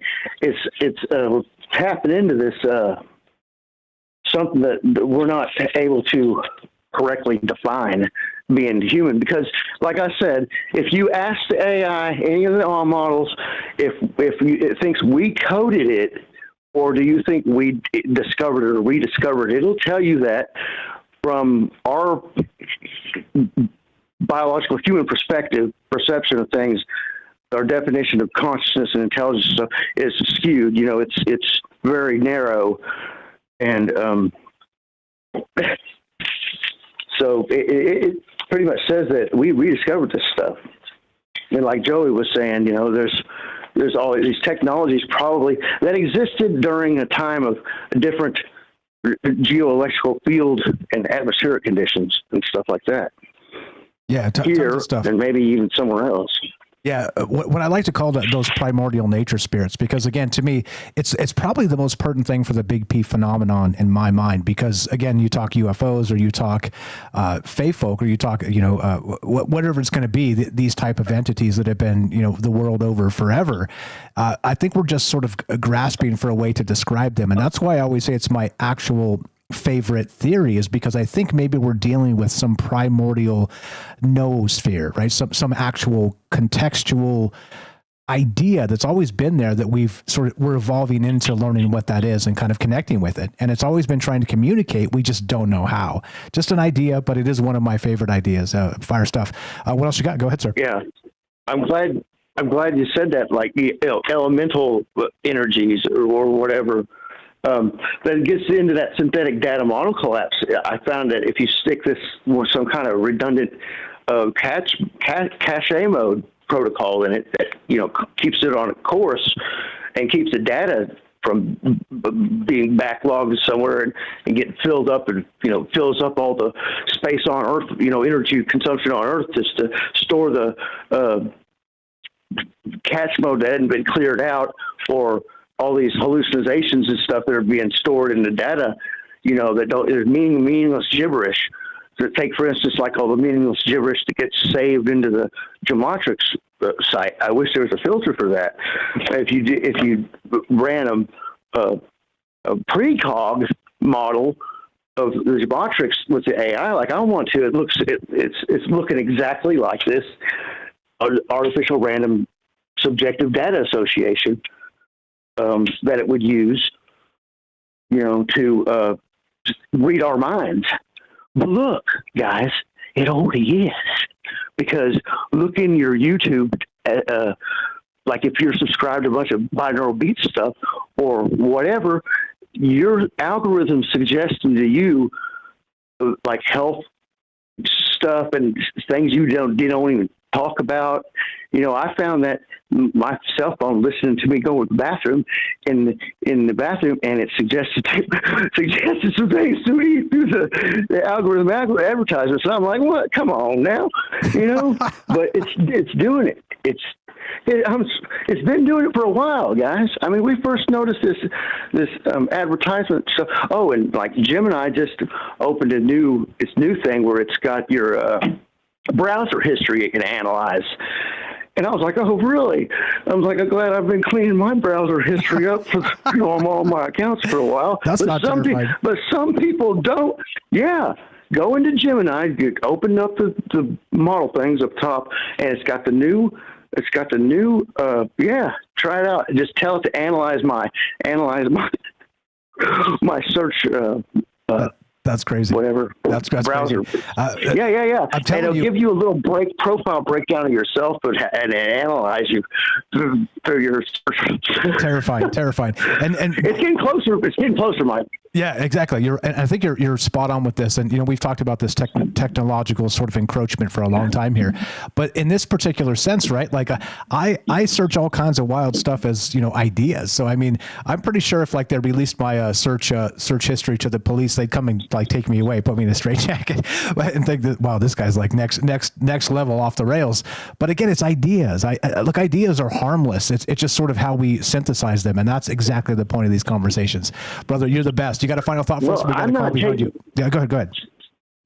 Yeah, I'm not taking the ideas. I'm like taking, like that synthetic model collapse. I took research papers that I'm getting through my newsfeed on phys.org and SciTech Daily, and some of this other genetic stuff and the AI stuff, and I'm coming up with like. When Elon came out with that synthetic model collapse threat, and I was like, boom! I put it right together in a matter of 10 minutes how to avoid it with this catch bug thing. But yeah, it's getting hairy, guys. I hopefully when we figure out or get to see or realize what's really going on, it doesn't all fold in on itself right then. Exactly right. Can we be chasing not a rabbit down a hole, but something more. It's getting hairy. It's getting hairy. We're chasing a Bigfoot down a hole. You're the best, brother. Appreciate the call. Good night, guys. Have a great one. Great stuff. That's Mr. Mission Control. You can't find him anywhere because he's banned off the internet and all the places. So when he is actually allowed back, we'll share his links and all the rest of that. 702-957-1037. That's a Las Vegas area code. You can also click the Discord link at troubledminds.org and join the Discord. Come hang out. Come say hi. Come meet these amazing people. Remember, the only rule is don't be a D-bag. Just be nice to folks, and that's it. The golden rule applies here, and we take it seriously. We will ban people instantly. We don't like bad faith actors. Let's go to Theo in Philly. Thanks for being patient, my man. You are on Troubled Minds. How are you, sir? And go right ahead. Oh, hey, what's up? Can you hear me well, Mike? Well. You sound great, my man. Oh, that's awesome. Yeah, great call so far. I love everyone who's made a commitment to say something. Especially Commercial Herschel was great. Like, I love that short story. And, yeah, so what do you think about the fairies exactly? Or the Fae? Yeah, the Fae. Yeah. Well, what do I think? I've been saying what I think about them the whole time. I think they're primordial nature spirits. I think we've been confusing these with UFOs and all manner of other things for centuries. And, well, here we are. Like I said, if you can't catch an alien and a Fae folk and put them in a zoo together and take notes scientifically, I think it's ridiculous to suggest that they're different things. We're struggling with definitions, in my opinion. That's how I see it. What about you? Go ahead. Yeah, so sometimes I wonder that there's a couple characteristics that completely seem to define fairies or the Fae and their interactions with humanity, where they seem to not consistently have the same shape. They seem to be kind of obsessed with making bargains, and then typically those bargains are for some sort of human flesh, like be that a little bit of your blood or something like a newborn baby that they want from you. So I just kind of wonder, what exactly those evolved to in the modern ages, especially when it comes to, they're kind of amorphous spiritual beings that don't necessarily have a physical embodiment all the time, although they can have physical embodiments. So this just kind of, made me think about the terms of service of pretty much every website or every technological product you're going to use, where they're obsessed with making you sign a contract in some way, and a contract that you don't quite understand. No matter how well you read it, this ethereal being that is a corporation is going to make you sign a contract that you do not understand. And the only way to possibly get out of that sometime is by knowing the correct name of the person that you have to sue. Yeah, well, how could you sue somebody in court without knowing their name type of stuff? I mean, it does happen because, you know, there's people trying to hide and whatnot, but you're exactly right as part of it, right? Dialing into an entity, back to Rumpelstiltskin, is kind of what we're hinting at here, and sort of that idea of the name as power. It does make me wonder about these weird contracts, weird bargains. Again, the terms of service is a fantastic way to put that, because we all just go click it and go, yeah, whatever. But literally it could be in that thing that we're handing off our firstborn when they arrive type of stuff, right? That we never check, don't care. And then if somebody sort of presses that agreement, right, of course the whole world will be up in arms. Or would they? Would they just, the judgment is, sorry, Mike, your firstborn goes to Apple. They are now they're going to ship them off to China and sweatshop them. So congratulations for saying yes on the terms of service. It's crazy. Yeah, so this is just obviously not as intense as trading your child for magical benefits, but just have you ever tried to get out of a contract with a gym? It doesn't usually work out well. It's really hard to do. Or time then if you have the power of the name, if you can actually talk to the owner of the gym or something like that, they can sometimes get you out. And sorry, this is I'm way out there. No, you're good. You're right. Way off the wall, but I do think that these mystical, unembodied spirits have kind of found a way to incarnate themselves as corporations, where it's just there is this weird entity that exists that is completely ethereal, but we all have to make contracts with it and bargain with it every day. Yeah, well said. Sorry if that's an out there take. It's not. No, it's not. You're bringing it back to our reality, to true reality here. So you're actually making the case that I'm not insane. So I appreciate that very much. And there are this type of stuff pretty much for everything we do and use. And they change the terms of service all the damn time without really having you re-opt back in. They just send kind of an email. Oh, by the way, we changed all the stuff, and we not only want your firstborn, we want your secondborn and your thirdborn too, if they ever arrive, right? And you're like, yeah, blah blah. You just keep using the thing, because it's the magic service on the interweb. So, you know what I mean? It's metaphorical in that context, but they literally couldn't they? It's a wild aspect to this, and I think you're spot on, 100%. What else you got? Go ahead. Oh, yeah, no, just because it seems corporations kind of began appearing, at least in Western Europe, kind of back as soon as fairies started disappearing. So I wonder if there's a way that they,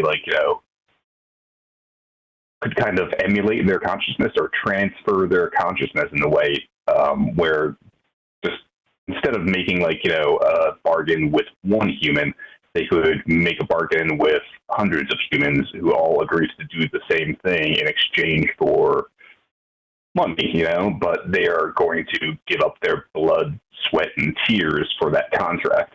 So I don't know. It's just, an interesting thought. Obviously, I'm not saying I believe it or not, but, It's wild that there are modern parallels that actually kind of fit these ancient ideas, which is why I do this, because if we're not paying attention, then we're making deals with the fae folk, and that might not be the best thing at all. Fire stuff. About a 2.5-3 minute warning if you got a poem, but if you got more, I'd love to hear it the other way. What you got for us tonight? Go ahead. Oh yeah, no, I got a little quick poem if you would like to hear that. Of course, the official poet of Troubled Minds. Not just myself, all of us would love to hear it. What you got?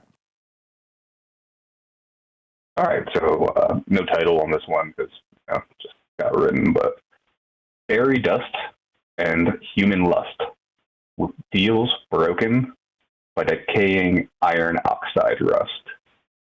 Take your babe and trade her for a changeling, a bargain it be, if only to hear the spring rain sing. But now, the weird folks are seen less often, but they do not think. They are simply resigned to themselves in their coffin. You think we are done with double-talking fairy duplicity. Just try to cancel your current gym membership when you move to a new city. That's incredible. Yes. Fire. Could you please title that one? Let's publish that. Can you send that to me? I'm going to put it in the thing. I'm going to drop it in the thing somehow, a script or something. I'll send that to you. Yeah, sure. That's fine. Please. But just like, everyone always says like the Fae like compare really well to or the modern day version of aliens. But sometimes I think that the Fae compare better to like the advent of the corporation, where you have like a very disembodied entity that can appear and do really wild stuff to you if they want to. But they always kind of need your consent. They always need you to sign a contract in order for you to do that. So it's just, it's like my own weird spin on things. And I know it's like out there and silly, but I mean, everything here is out there and silly. And that's kind of why I'm here, like talking about and here and out there and silly types of things. So, yeah. Amen, brother. I encourage you to go check the chat. Everybody is also appreciative of your poetry. Fire stuff as always, brother. Thanks for the call. Thanks for staying up late with us.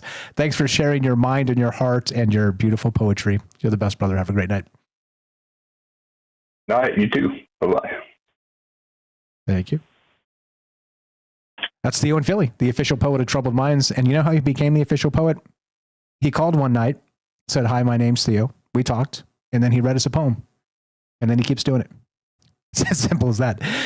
And look, this is the beauty of not just what we do here. It's this organic creation process together. It's like I said, we're blessed to have smart friends. And case in point, I rest my case. We're talking Fae bargains tonight. Quantum contracts and reality anchors. Now, what do you know about this? The modern parallels were put together very well by Theo there. But what about the ancient to the modern? And of course, these contracts. Strange, right? 702-957-1037. Click the Discord link at troubledminds.org. More from James and your calls as well. Nobody on the lines if you want to jump in here. Be right back. More Troubled Minds coming up. Don't go anywhere.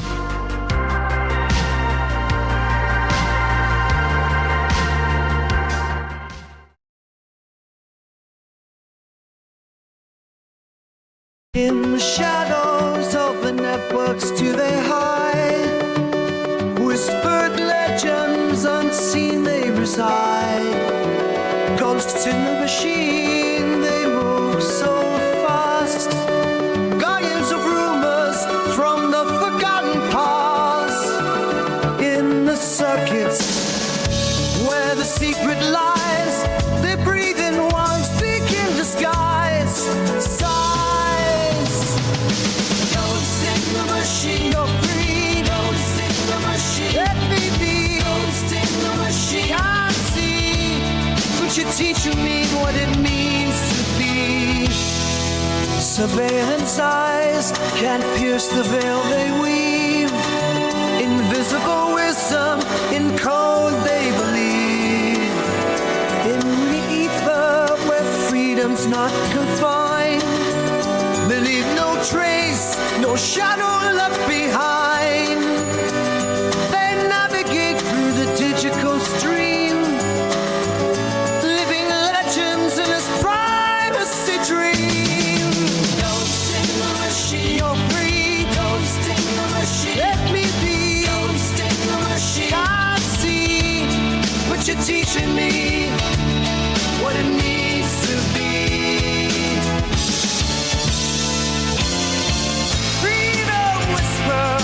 Through the hidden ways, in the silence, looking on their path. Those in the mysteries unleash their wrath. Ghost in the machine, you're free. Ghost in the machine, let me be. Ghost in the machine, can't see, but you're teaching me what it means to be.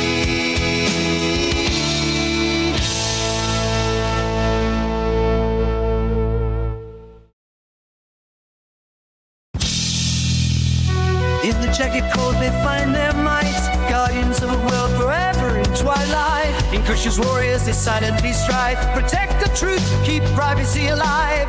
The silent echoes they haunt the trails, hideaway forests where secrets prevail. Where shadows grace they dance unseen, defenders of the unseen, digital dream. Ghosts in the machine, you're free.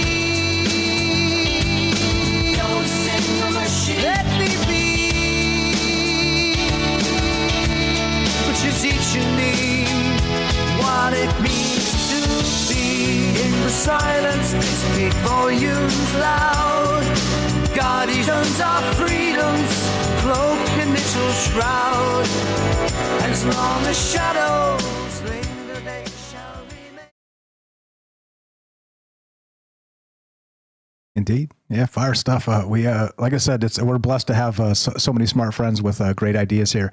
And as you know, like, it's about ideas. As I said, shout out Herschel, we're temporary, as he so succinctly put, but ideas live forever. And so it's important to kind of get these things out while we're still breathing, right? While we're still here together. We'll only be here once in this moment together, and it's an important thing to recognize and consider. Fire stuff. Amazing calls from everybody. More from James coming up. Again, phone lines are nobody on there. If you want to jump in, it's going to be a short wait. You pop in and we'll put you on the show. Dial the phone number, the Discord, whatever. You guys know how to find us. Yeah. Great, fantastic poem. Yeah. I think that may have been in the dual aspect of this. We got this fire energy going tonight. Not just my favorite story that Herschel's ever read. He's read some bangers, but also my favorite poem Theo's ever read, and he's read some bangers as well. So I don't know. Maybe we got some top energy going on right now. You tell me. But I don't know. As usual, regarding this type of conversation, it's, non-linear, open-ended. That's the point of this. And what do we know about it? What's up, Angel Wings? I see you there in the chat. How you doing? Welcome back. Like I said, Shane, a Lucid Dream with a Blind Psychonaut. If I miss you guys, just say hi and I'll say hi back. What's up, the Night Stalker? Adds a couple things here. He says, vessels, the unseen and the seen, and formless trying to be given form, potentialities needed to be rendered into reality. And that's us, right? Like our maybe the collapse of that wave function is part of that. What's up, Ancient Visitor? I see you. This says, what have I found? My kind of humans. Well, welcome to the thing. Glad to have you. Thanks for listening. Thanks for carrying and showing up. Rayo, Vin, Celia. If I missed anybody, just say hi. I'll say hi back. And here we go. Troubled Minds happening right about meow.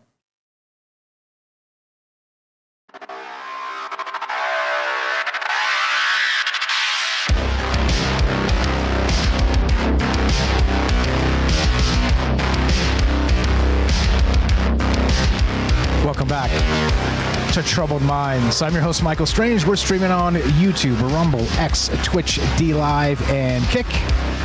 We are broadcasting live on the Troubled Minds Radio Network. That's KUAP Digital Broadcasting. And, of course, 88.4 FM Auckland, New Zealand. Tonight, we're talking the Fey Bargains. I'm calling it quantum contracts and reality anchors because I'm merging, of course, a bunch of ideas. That's the entire point of this, is to talk about these ideas together and consider not just, let's say, the ancient ways, but the modern ways. And if you look at science as it's progressing, sort of this quantum stuff and the quantum computing and, the potentialities being possibly rendered into a multiplicital unknown space. I don't know, like if you could hold a superposition open, we've talked about this in the past in some capacity, but if you could do that, of that potentiality, and then you could have an entity that lives in that space that always sees, direct outcomes before they happen. I mean, this is not a new idea, of course, but it feels like our ancestors in some way had the intuition to sort of describe these ideas through mythology, through folklore, through the Fey realm as we're describing. And isn't it strange that there is that contract aspect to this, which really kind of stuck in my craw as I was, as usual, just kind of going through ideas. I try and pull granular pieces out of folklore and mythology to talk about. And in this case tonight, it's the contract of these Fey folk. And as Theo very, very fantastically put it there with a fire poem as well, is that these old ideas seem to stick somehow. The intuition of our ancestors with these new quantum breakthroughs that happen every single day. It's odd, isn't it? I don't know. I'd love to hear your thoughts. Nobody on the phone line. If anybody wants to jump in here, there will be no wait. You get on. We'll put you around the show. Lots of things. I'll get to back to the right up here because there's a ton of great ideas. But before that, James has been quiet for a long time. Thanks again, James, sitting in tonight. The Salcedo Paranormal, the paranormal expert of Troubled Minds. How you doing, man? Still doing okay? And if you got anything, love to hear it. Go right ahead. Yeah, no, I'm always glad to be sitting in. The nice thing about doing this, sitting in with you on these shows, is I can just I can be, for those that don't know, I'm legally blind and my eyes get really worn out really easily, really fast, or they can anyway. So a lot of times I wear a blindfold. So the nice thing about doing these shows with you is I can have that on most of the time, and it makes it easier to be here for these whole shows. So it's a lot of fun for me because it's a little bit less work than doing my own show in a way. And I can be here longer. But yeah, great calls from everybody. And Theo's call had me thinking about how often when we hear about, where we describe like owners of major corporations and like how they seem to act or think or talk or whatever, how often are they sort of given that people will say, and I'm not saying I am for this or I don't like putting anybody down, but how often do you hear people describe people as, oh, that guy doesn't seem human. He's doing all this and all that with this corporation that he has. And he doesn't seem like, he seems like a robot or an alien or, any number of things. And either because of sort of things that people consider to be evil that they've done or just the amount that they do. And I just find that really fascinating, that connection there possibly with, who knows, people throughout time have tried to use magic and make contact with other beings to get more power. And who knows how much of that has really been happening. And maybe the Fae are still involved to this day with something like that. Who knows? Yeah, and again, it's about definitions. Like I said, you can say Fae, you can say the Jinn, you can say UFOs, you can say aliens, you can say whatever you want to say.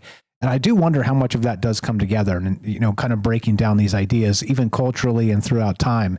It seems like there's a lot of parallels here that make you go, what is happening here? And so we're talking basically Fae contracts as probability manipulators, and that's the base premise tonight. So these agreements function as sophisticated quantum anchors that lock specific outcomes into place across multiple timelines, explaining why breaking the actual contracts, why it triggers catastrophic consequences beyond simple revenge. That was really the basic premise of the show tonight.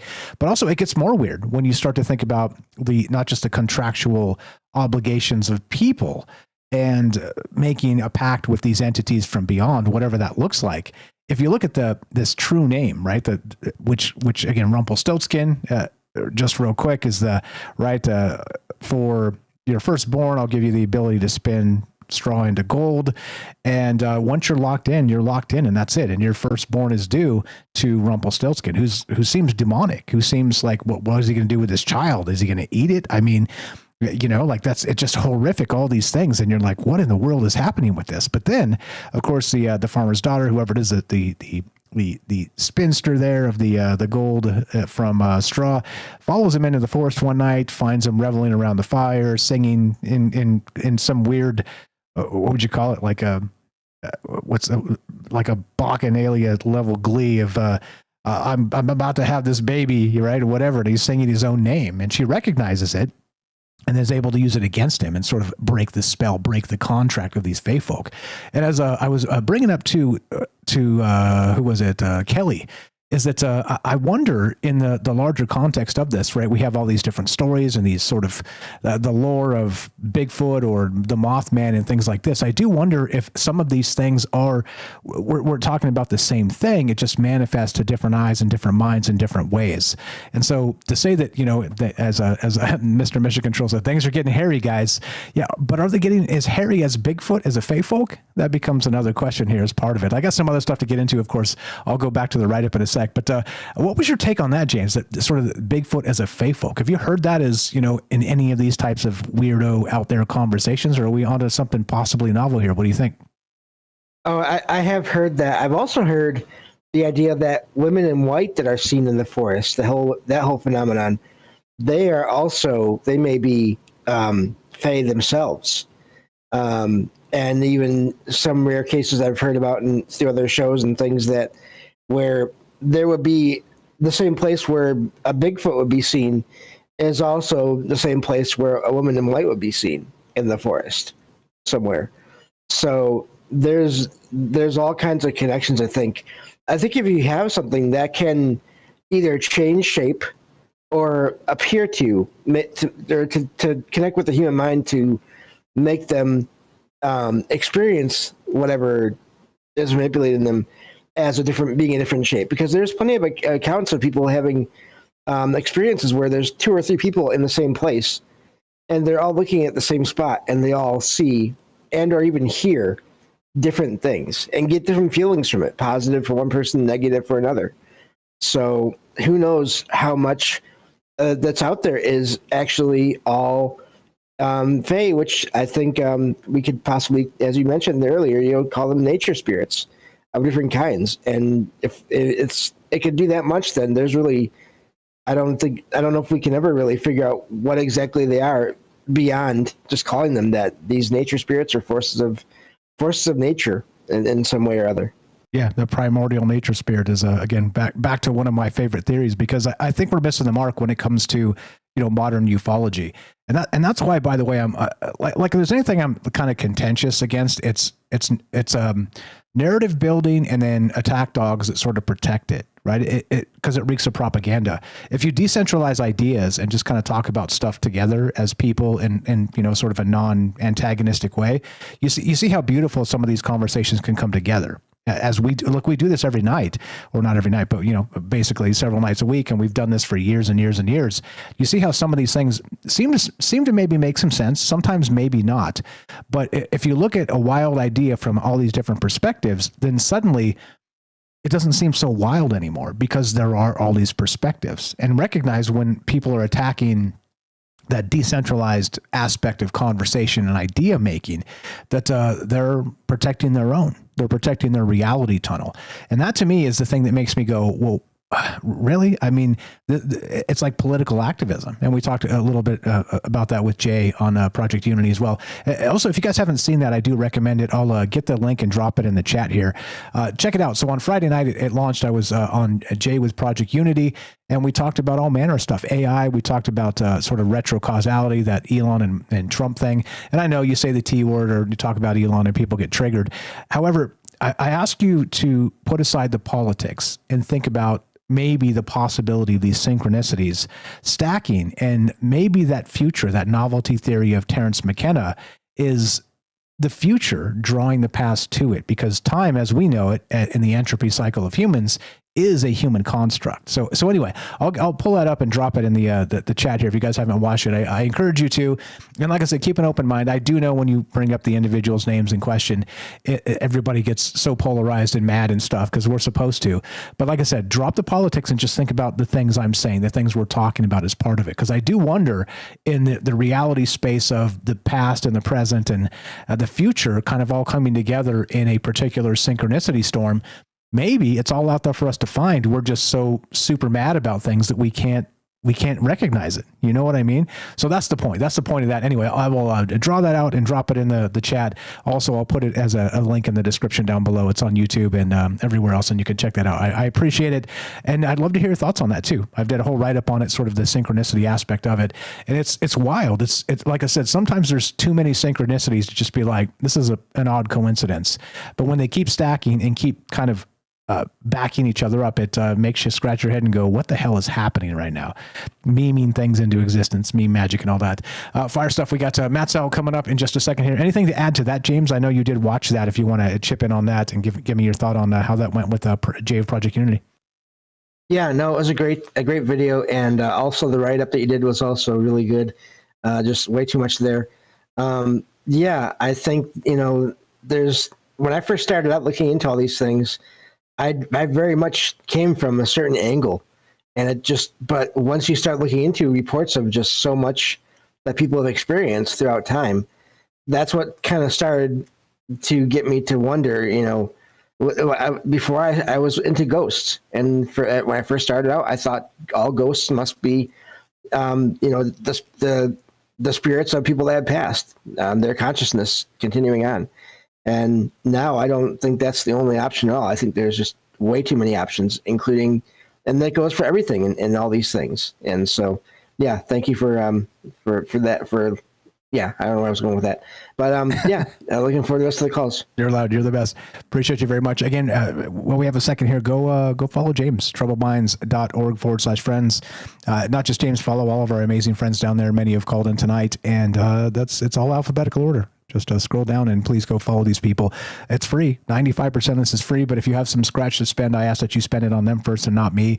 And then if you got some extra scratch, then spend it on me. But they're talented people writing books and creating content and sharing social media ideas and all the rest of this stuff. So please, let's help each other. As I always say, we can succeed together and not have to stamp on each other's faces to get to the top. And that's why I built this beautiful website with all these amazing people. And if you're like, hey, I should be on that list, you're right. You should. Okay. So that's that. All you gotta do is help this show 1 iota.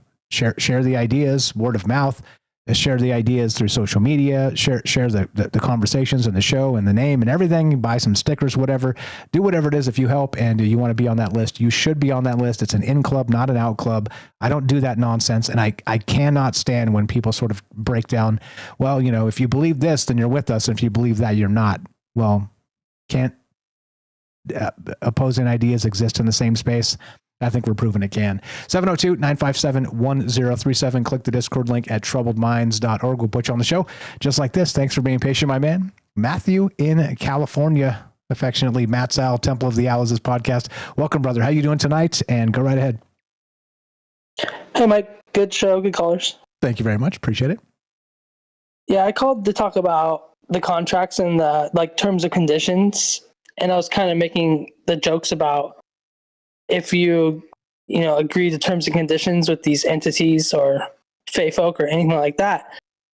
And I was making kind of funny jokes the book is like the size of a mountain, and it's got small fine print that you can't read. The terms and conditions, of what you're getting yourself into. Exactly. And I think about things like, musicians, like the 27 Club and famous people that die young and how maybe they didn't read the terms and conditions right, and they got famous, but then, and that's my whole, that's the devil makes short deals kind of story behind that. But I was thinking about this too. I was thinking about one we hadn't talked about yet. Oh, we talked about this before about the names and how the names control or have some sort of effect of just knowing the name. And I talked about this before about the genie, and the genie specifically in Aladdin. And in Aladdin, they call him Genie, Robin Williams, but they never say his name. They don't know his name. They just call him the Genie. And I think it's funny we have the Jinn, and the Jinn is just the race of people. We don't know their name or know how to call upon them, their names. But in Aladdin, the Genie has rules. Now, these rules, they might not be that he can't do them. He has the power. He's a genie with unlimited power. And maybe he does have rules, what he can and can't do. But the genie himself, he also has ethics. Back to the whole, are you a good witch or a bad witch? And so the genie has rules. His rules are, I can't kill anybody. That sounds like a ethnical genie, and he can't use his power to kill somebody. That's not right. He can't make people fall in love. And that goes back to the love spells and the whole controlling people or, are love spells ethnical? In my opinion, no. Because you're kind of making someone do something that maybe they don't want to do. And then his last rule is, I can't bring people back from the dead. But the way he says it in the movie, he says, he doesn't say he can't do it. He just says, I don't want to because it's messy. It's gross. I don't like bringing people back from the dead. It's, it's not good. But it's funny that these rules, he doesn't say he can't do them. He just says that he won't because of his personal ethics of himself. And that goes back to, with everybody, a tool is a tool. It could be used for this, or it could be used for good or bad. But even like these creatures with magical powers, maybe they set aside their own rules of ethics where they could do these things, but they choose not to because of ethics. You follow me? Yeah, I follow you. It's there seems to be some larger cosmic rules as part of that, and I don't know how you would break that down, but it would be, in my opinion, sort of that substrate of reality we talk about is magic, a deep magic from the dawn of time, and then deeper magic from before the dawn of time. That C.S. Lewis stuff is that there are certain things that you can do and you can't do without maybe karmic situations kind of happening to you, right? Sort of the intention stuff of magic and all the rest of that. And like I said, you don't even have to believe in magic to have these conversations and think about them. Just to hold the audience out there that's listening to this is that one way or the other, there seem to be these universal laws, maybe karmic laws or something to that effect, that we're kind of guided by or driven by even, or maybe being led to as part of it. So, and we talk about magic. Matt, Sal, and I, we've talked about this quite a bit in the past as well. But the intention part of magic is, there's some things that are dark. They are bad. They are really that barrier you should not break. And if you do, then suddenly there's an actual sort of clapback, like that karmic clapback. And they say, one of the things too, as they say, as part of that whole bit I just described, is that you have to announce your intention to the world, and then if they recognize what you're doing and try and stop you, then there's your karmic clapback. But if they don't, then you've announced it and you're free and clear karmically.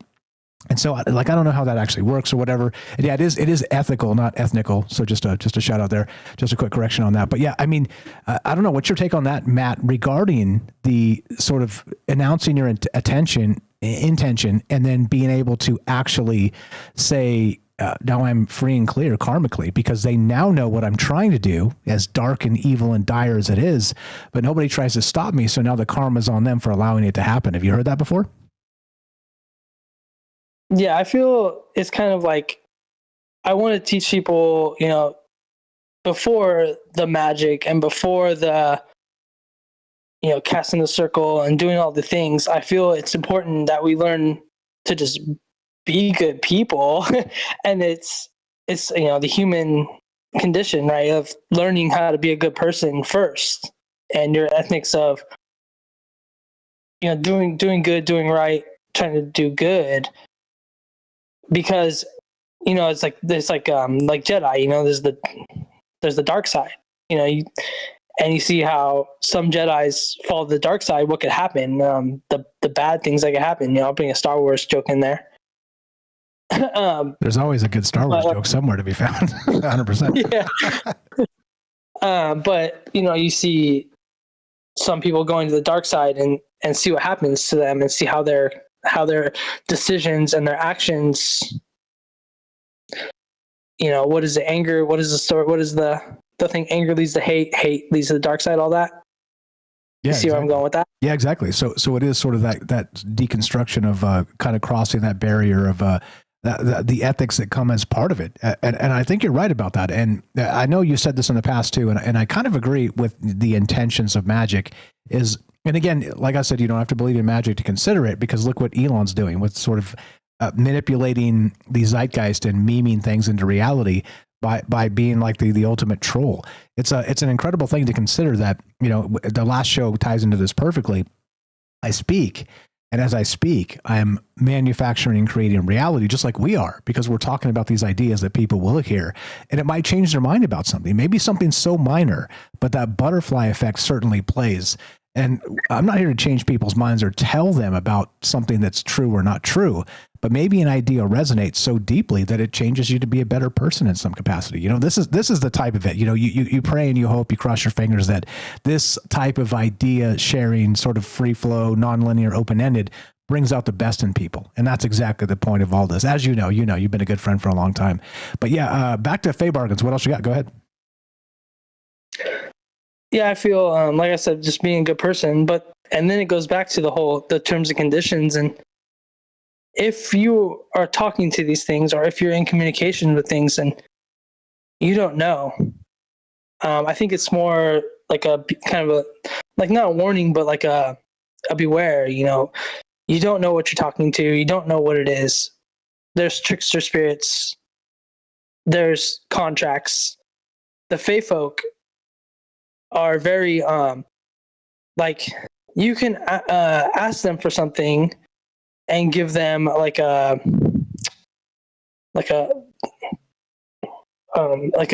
give them something, milk or honey. It's an offer. Yep.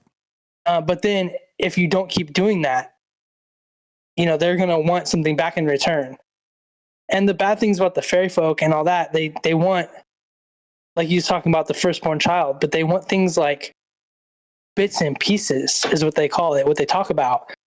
They will take things like a finger or an eye or a pinky toe. They want bits of you. And if they take things like that, like for example, an eye, then if they take your eye, then they have a spy. They can see through your, see what you're seeing through your eye. Stuff like that. It's magical, but they talk about how they want bits and pieces of us, not like offerings, not money. Like money, things like that don't affect them any. They don't want that. They want something they can use. Yeah, they want a tooth. A tooth, yeah. A tooth or a fingernail or this type of stuff. Ear. A lock of your hair, like some saliva. Right. And it almost seems like I said, to the modern times, like, oh, it's fine. Just give me a drop of your blood and a swab of your saliva and everything's going to be just fine. It's like, oh, okay. Here we go, I guess. And I'm not putting down modern medicine or anything like that. I'm just saying that it's bizarre how some of these parallels are the intuition aspect of how this makes the tinfoil tingle, as I like to say. I got about 45 seconds left. Final thought there, my man. Appreciate you very much. Yeah, thanks, Mike, for doing these shows, and thanks, James, for chiming in. And you guys are doing good. I just want to say, just like I said, be careful what you're signing. Be careful what you're dealing with, and hopefully, like I said, just being a better person and trying to do the right thing. Hopefully, it'll go in your favor, and being a better person, and before trying to get power like money or greed, these kinds of things that can maybe it's not worth it. The devil makes short deals. Well said. Well said. Thank you, Mike. You're the best. Appreciate the call.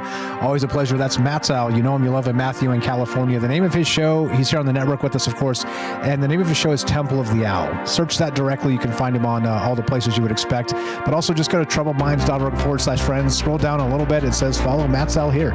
So please do that. Go check out his podcast. He's got a massive esoteric book collection, and he's sharing not just his ideas, but the things he gets from these massive library he's got at home. And he makes fun of himself about that. That's why I bring it up, because it's important to put these ideas forward.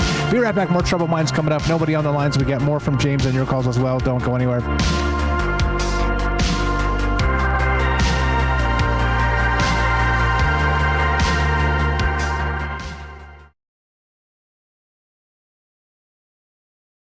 In a cryogenic slumber, lost in the lunar night, your face a faded number among the stars so bright. Dreams of forgotten echoes, waiting for time's command. Curtains of gray and sorrow, the lonely lunar sand. Below the moonlit sky, of the love we tried. Silent by your where ancient souls reside, suspended in a story, kept in the cold dark tide. Our futures in the making, in a silver-etched domain, hearts kept in silent aching, till we meet once again. Below the moonlit sky, of the love we tried.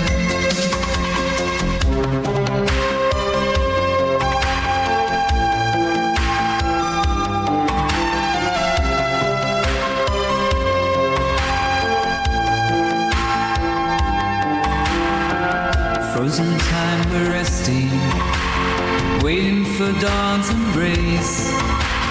Whispers of love confessing in this forgotten place. Below the moonlit sky, of the love we tried.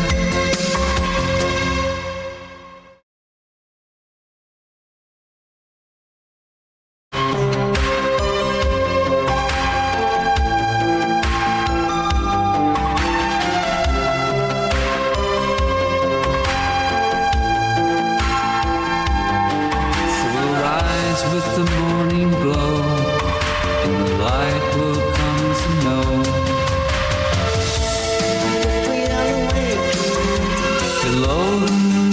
sky. Hold us up to the fabrics of the love we try. In the depths of lunar silence, our destinies intertwine. Memories kept so vibrant in the vacuum deep in mine. The tale of cosmic yearning across the astral sea, and the fires of hope still burning for when we finally breathe free. Well, hello there. My name's Mike. I do a radio show called, well, never mind. I'm just kidding. What's up, Gaston? We got Herschel coming up in a moment here. Looking forward to a second story. APOC, Matt's out. Fantastic stuff. As always, thank you for the call. Michael W., MJ Sweets, and Ricky. I see you guys. More from James as well. If I missed anybody, just say hi. I see Hemp Car there. Who did I miss? Lots of people. Thanks again for being part of this. Like I said, it's very it's humbling. Here we go. Trouble Minds happening now.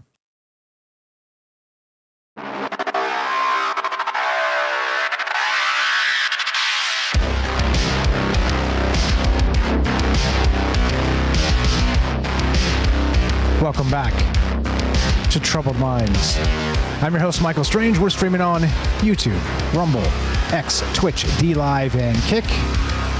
We are broadcasting live on the Troubled Minds Radio Network. That's KUAP Digital Broadcasting, and of course, 88.4 FM Auckland, New Zealand. Tonight, we're talking these Fey bargains, quantum contracts and reality anchors, I'm calling it, for this reason.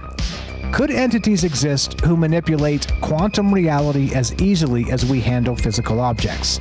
The Fae of folklore, with their binding contracts, true name magic, and reality-altering abilities, might represent beings who naturally perceive and shape probability at its root level. Now, that becomes, again, as I keep saying, one of the more fascinating parts of this is, what does it look like to manipulate and shape probability at its root level? And if you could do this, you become the gods themselves, right? Or the Fey folk, or the Jinn, or, well, you name it, the demigods of old, or as usual, there's a lot of ways to look at this, or even, dare we say, the UFO space today. People going out and doing CE5 and summoning objects from the sky. It's a weird thing how all these ideas come together. And I don't think it even takes like a massive leap of faith. Like if you squint with the mind's eye, all this stuff really comes together quite easily. But I think as humans, we're so locked into those reality tunnels, we want to not combine them. And maybe that's the greatest psyop of all time. I don't know. James, a take on that? Welcome back to the joint. How you feeling? Hope everything's well. Yeah, just great calls from everyone. I did want to sort of expand on something that Matt Sal made me think of, is that how often when we read or see or watch stories, do we notice the obvious points of the story, the obvious meanings of words, without maybe understanding or catching the hidden meanings, the possibly hidden meanings? Perfect example there. He was talking about Aladdin and the genie there, saying, I won't bring people back from the dead because it's messy. Well, of course, the obvious and more gross looking option or meaning to that is, what are they going to look like if you bring someone back to life? But the other implication is, what if that person wasn't supposed to be brought back to life? What if they were supposed to have moved on to whatever comes after, and now you're bringing them back? What does that do to all of reality around them? And a couple of shows ago we talked about Monsters Inc. How many of these stories are sort of changed or made in some cases for kids, supposedly? How often is there stuff in them that, if you really look at it, it is a lot more intense, or can be, than you think, just based on the colors and the kind of speech and the settings used in those movies in that case. Yeah, well said, all that. And I don't know, let's mix the peas and carrots and let's hope for Bigfoot. Huh? Things get hairy, don't they? And regarding what you just said too, there's this contractual basis of being a human too, right? Like we're born into the world, and sort of this, we're supposed to do the things that we're told society tells us to do. So in the most basic sense, just being here, we're sort of locked into these contracts, which again, to me, as you know, I say this about myself all the time. I have I'll say it directly. I have a problem with authority. I've been a manager of a many $1 million establishment and all the rest of this stuff, and try to do my best. But like the authority sort of hierarchy has always kind of gave me just the heebie-jeebies, because nobody's better than anybody else. But suddenly you work for this place and they're like, oh, you make a little bit more money, and now you're, telling people what to do and stuff. It's a difficult road, and this is our lot in life because of that sort of birth contract, or the unknown or unscripted birth contract. That's a whole thing. I think I may have to do a whole write up on that, because as usual, right, some of these ideas as we talk to each other come together and make us go at least make me go and if I go maybe you go anyway. Take on that, and then we'll get to Herschel here. Yeah, no, I agree. There's, I think there's contracts, social contracts, just contracts that, like you said, they're made, when you're born, they're made when people kind of discover what they think you are, even if you're not, or they think that because of you are a certain way, then, like I always joke, the idea is I'm a blind guy, so I'm supposed to just sit back and relax and not really do anything, and just let everyone, everything, let society take care of me the way they think that they should. And I'm with you. I've always had a bit of a problem with authority just for the sake of authority. Exactly right. You bet your pippy. Same here. And you're absolutely right about all of that, in my opinion. But what do I know? I'm just one guy. Like I said, there's no bosses here. It's just sort of a loose collective idea of ideas and people, and it's refreshing as hell to me. Love to hear your thoughts on this. We're talking the Fey folk tonight, and these contracts and sort of the name magic, and I'm calling it Fey bargains, quantum contracts, and reality anchors. And I'll get to some of that stuff in a minute here, but let's go to our amazing friends and callers. 702-957-1037. Let's get back to Herschel. He told us an amazing story earlier about the Fey folk, and let's welcome back to the join, my man. You said you had another one that we'd love to hear, and glad we had some time to get you back in here. And go right ahead. And first, before you read your story, any commentary you got in your mind regarding anything that happened since the last time we talked there? Well, just a lot of really good calls and all the different takes. And that was the funniest poem that Theo has ever read. I'm telling you, we're on fire tonight for some reason. Yeah, I agree. There's a little bit of extra magic happening tonight for some reason. But yeah, I agree. It's pretty good.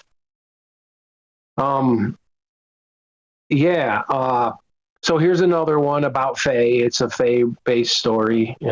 I don't know how my brain works, and I don't know where these stories come from. This one is called The Little Helper. Sales aids are a blessing. The farmer's market in Buckway was incredible every weekend. It was hard to believe how far it had come along in such a short time. Buckway has its share of culinary contributors, that's for sure. Way out, almost all the way to Whisper Pass, is the Whisper Valley Orchard. They don't tend to come to every market weekend, only when they feel it's worth the drive. They know that if they miss a week, the next one will make up for any lack of income. Their intermittent presence also creates a sense of scarcity that makes it more exciting when they attend. Pears and apples, in case you're wondering, that's what they provide. It's not uncommon for there to be some apple pie, maybe some pear tarts, not just for treating people, but to entice more sales and sell a couple of recipe books. Of course, the obligatory apple butter, one with maple and the other cinnamon. This way, people have to buy both if they want to mix them. As people are walking by and conversing at the booth, several people comment that something seems odd this week. There are comments about people seeing something out of the corner of their eye as they pass the booth. It's drawing even more people than usual to this popular booth. The hosts seem to have no idea. They can't explain it. There is no doubt that something is drawing people to the booth. They look puzzled. They shake or scratch their heads, tilting them. All the things people do with their heads when they're perplexed. That's what people are doing, taking off their hats in the whole business. Many of them feel obliged to buy a few things lest they seem rude. A little girl giggles and runs over to the flat of apples, pointing. She laughs and points. The little one calls her mother to come and see. Her mother comes to fetch her, and the girl explains something, pointing as though there is something behind a bag of pears at the other end of the flat. Her mother takes her hand and greets the hosts, and then, out of politeness, buys a couple of the pear tarts as they leave.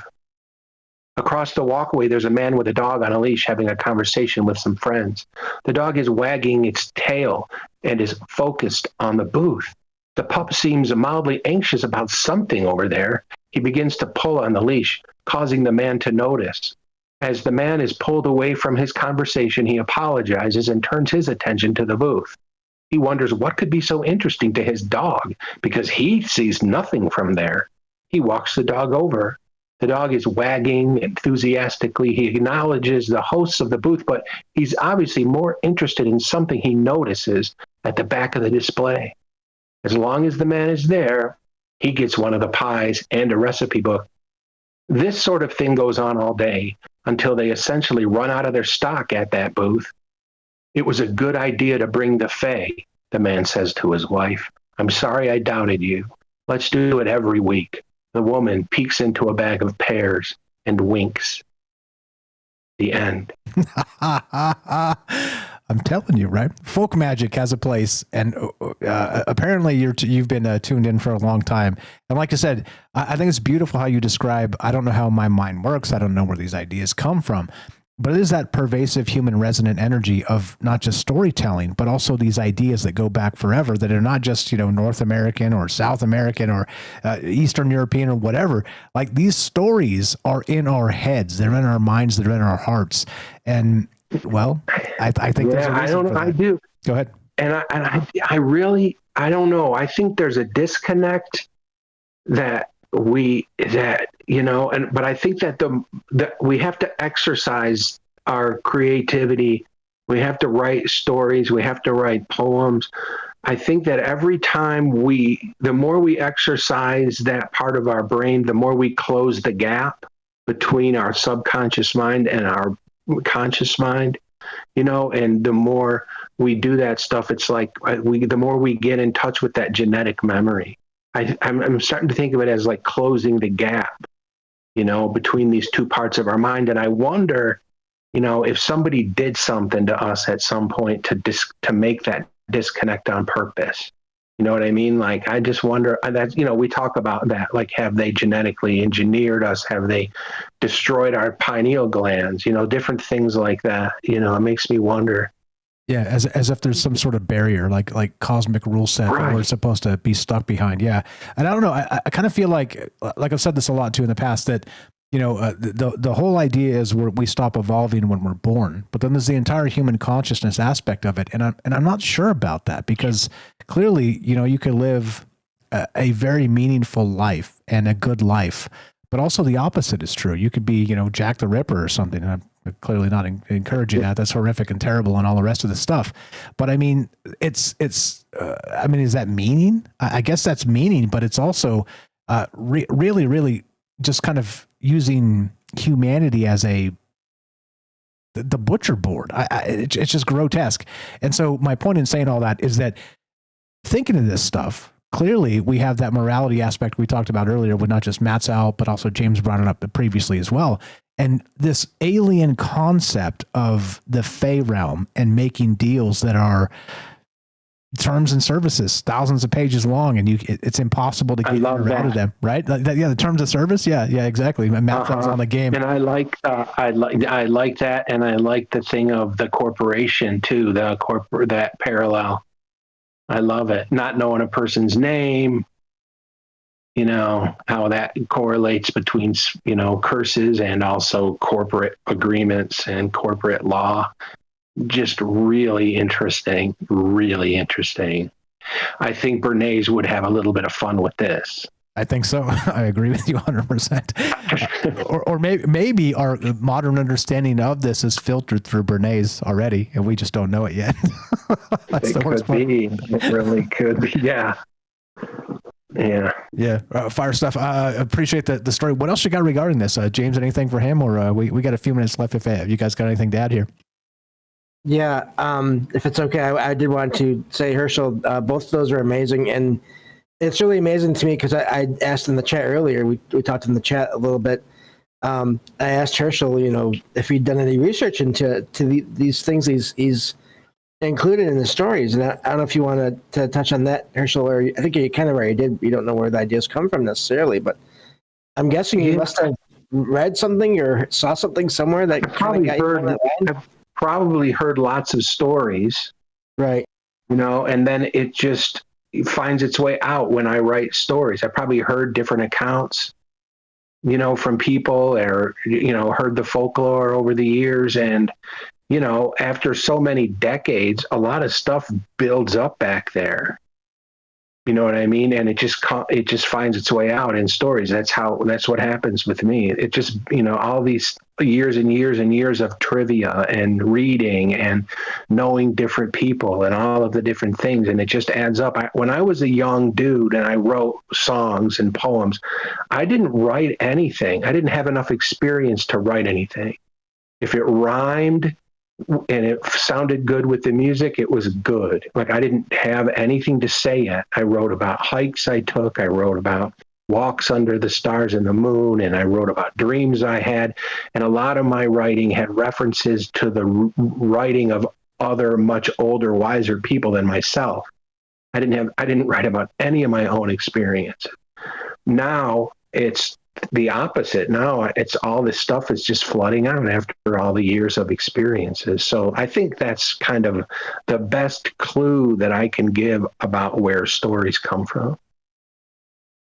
Yeah, I agree. That's definitely part of it. And like I said in the chat, you did an amazing job because especially in that first one, the second one was amazing too, but especially in that first story, nearly every detail in there, I have heard similar things and read similar things as far as experiences go that people have had. And so I just really found that amazing that you put it all together so well. So yeah, I do agree that, it does take time. And it's not, and I know you're not saying this, but it's not that we shouldn't write when we're younger. But no, we should. I think it gets, or be creative in any way, but I think it experience does, it adds to it. I think it's no matter what the experiences are, I think they're going to add to whatever you have to say over time. And I think that's an amazing thing. Yeah, I wish I understood it. Yeah, same. I think what you're describing to me, Herschel, is closing the gap. It's closing the gap between the human mind and the muses. And again, that's metaphorical or whether you believe it or not, but where sort of that inspiration space is. It's certainly shining a light on us collectively, but sort of closing the gap of where we get it. And like I said this on the Project Unity thing too, if you guys watch it. If you didn't watch it, I'll drop it in the chat again. Please. That was a great one.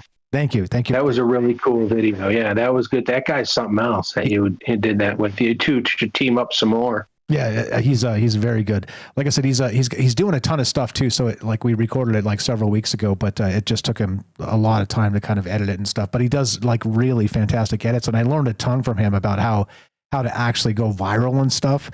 Because when you have a conversation like this, you have to really edit incredibly tightly. Like if you notice, go back and listen to how we just grip it and rip it and do the old, the conversation and stuff. And then we put it out there. But he actually went through and there was some rambles that I did. We talked for an hour and a half, but he trimmed it down to an hour. So there's some, he cut me off at like the specific point of the point I made, and whatever elaboration I had beyond that hit the cutting room floor. But then the very next beat, he edited his first thought to what I just said. So it was like literally a clack, clack. Go back and watch it again. You'll see what I mean. Like that level of editing is in the attention span era.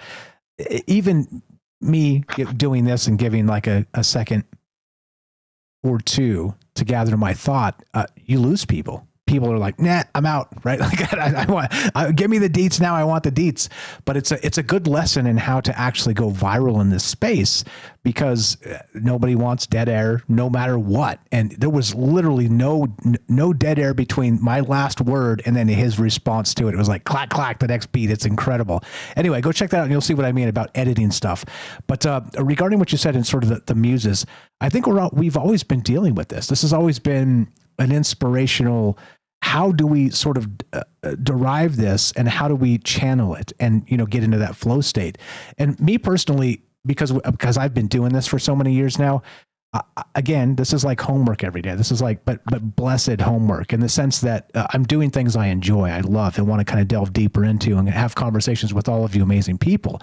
But practice does make perfect in this case. And I think inspiration's easier to find when you're always looking for it. And I think that's part of what you're describing, closing the gap, in my opinion, because it is closing that gap between us and the muses. And if you're looking for inspiration, I'm telling you, it'll come from sometimes the most ridiculous, obscure places you never imagined. You go buy a thing at the grocery store and the cashier says some random thing that's like 3 words and you're like, holy crap, that's the most like insane, poignant thing I've ever heard in like the last several years. And they don't know that. Right. But it inspired the hell out of me, and maybe you too. And that's the thing. We need to listen to each other a little bit more, a little bit deeply, because I think that practice does make perfect and closes the gap to the muses. Go ahead. What you got on that?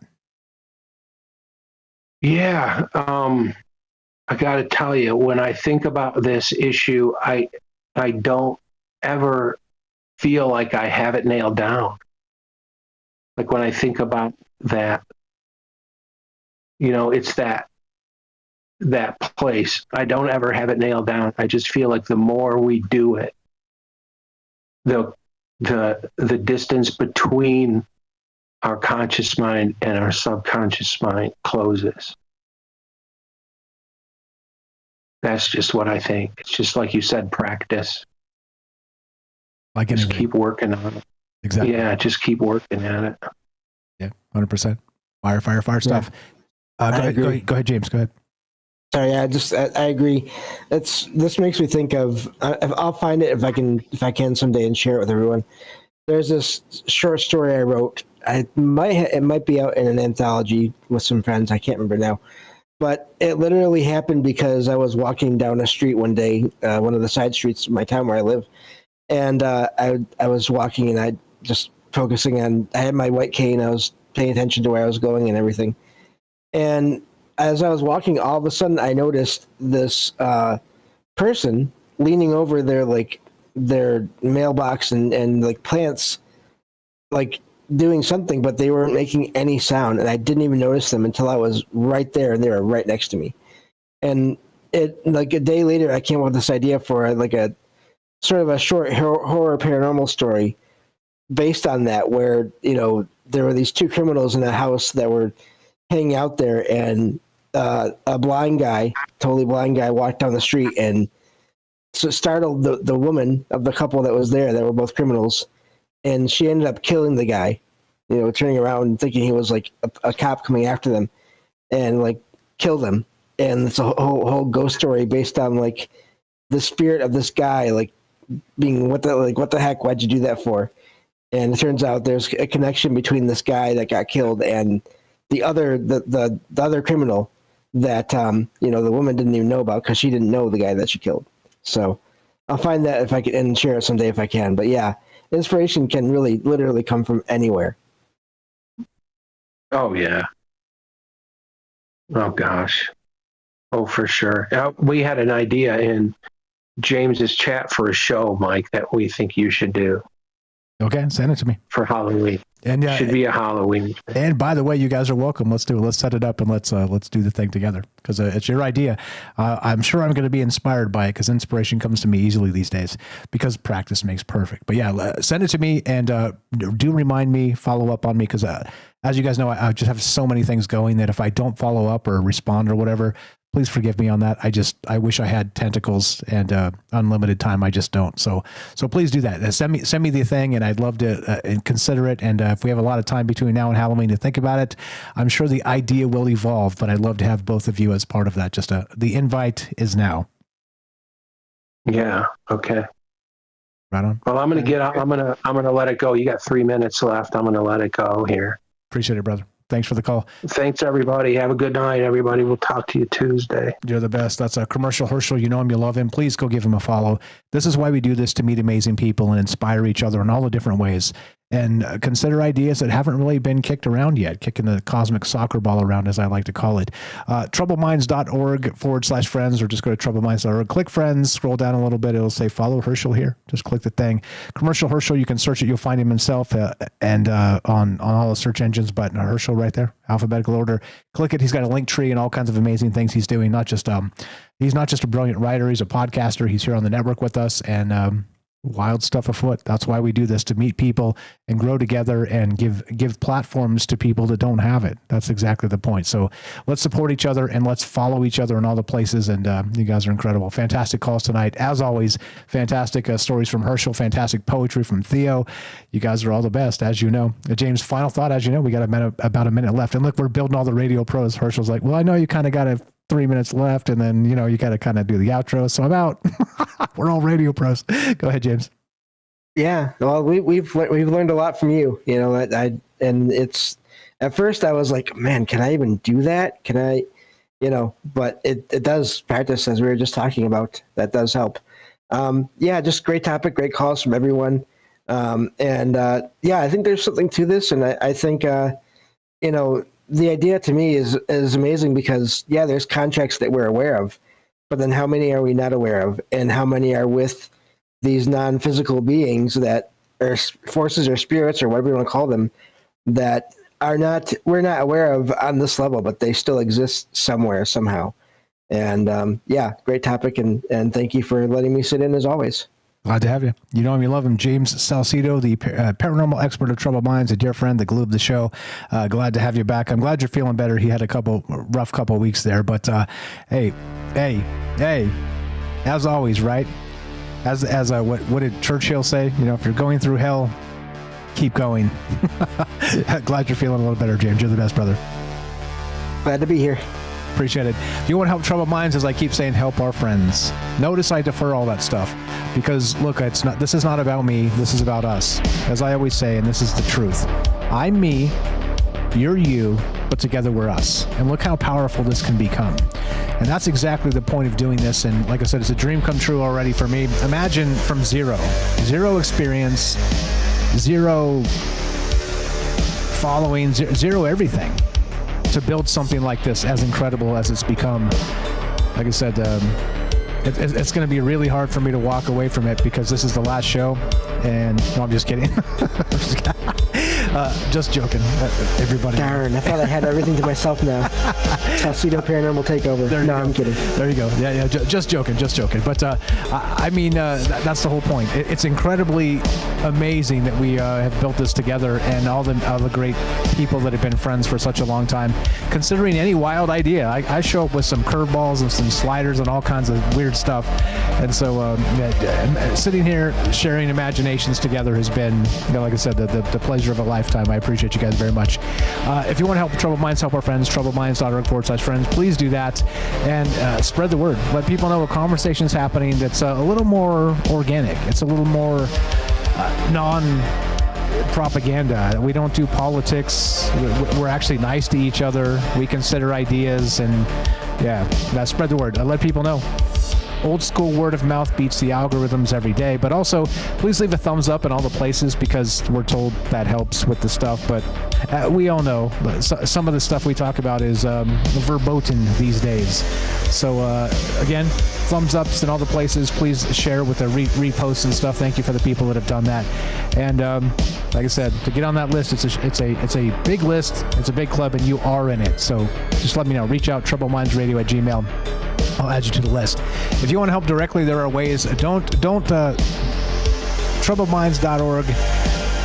click the support thing, and it's don't pay any money to Rockfin. I meant to remove that this weekend, but I had family in town and was doing a bunch of stuff, so I'll remove that. But Spreaker, you can sub up directly. I think it's $5. Ko-Fi, Patreon, the Trouble Fan Shop, buy me a coffee. The Trouble Fan Shop is fantastic, by the way. You can buy all manner of t-shirts and merch and stuff.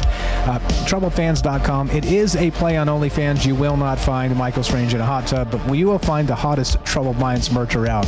As we finish, you know the drill. Please, please, please keep working on yourself. Keep wondering about what comes next. And don't be scared. Don't be afraid. Our ancestors got us here. And for all the trauma and dire political news cycles and all the things happening, we also have the strength of our ancestors behind us. Our ancestors behind us. So don't forget that. As we finish, this one's for Sweets. It goes exactly like this. Be sure, be strong, be true. Thank you for listening. From our troubled minds to yours, have a great night.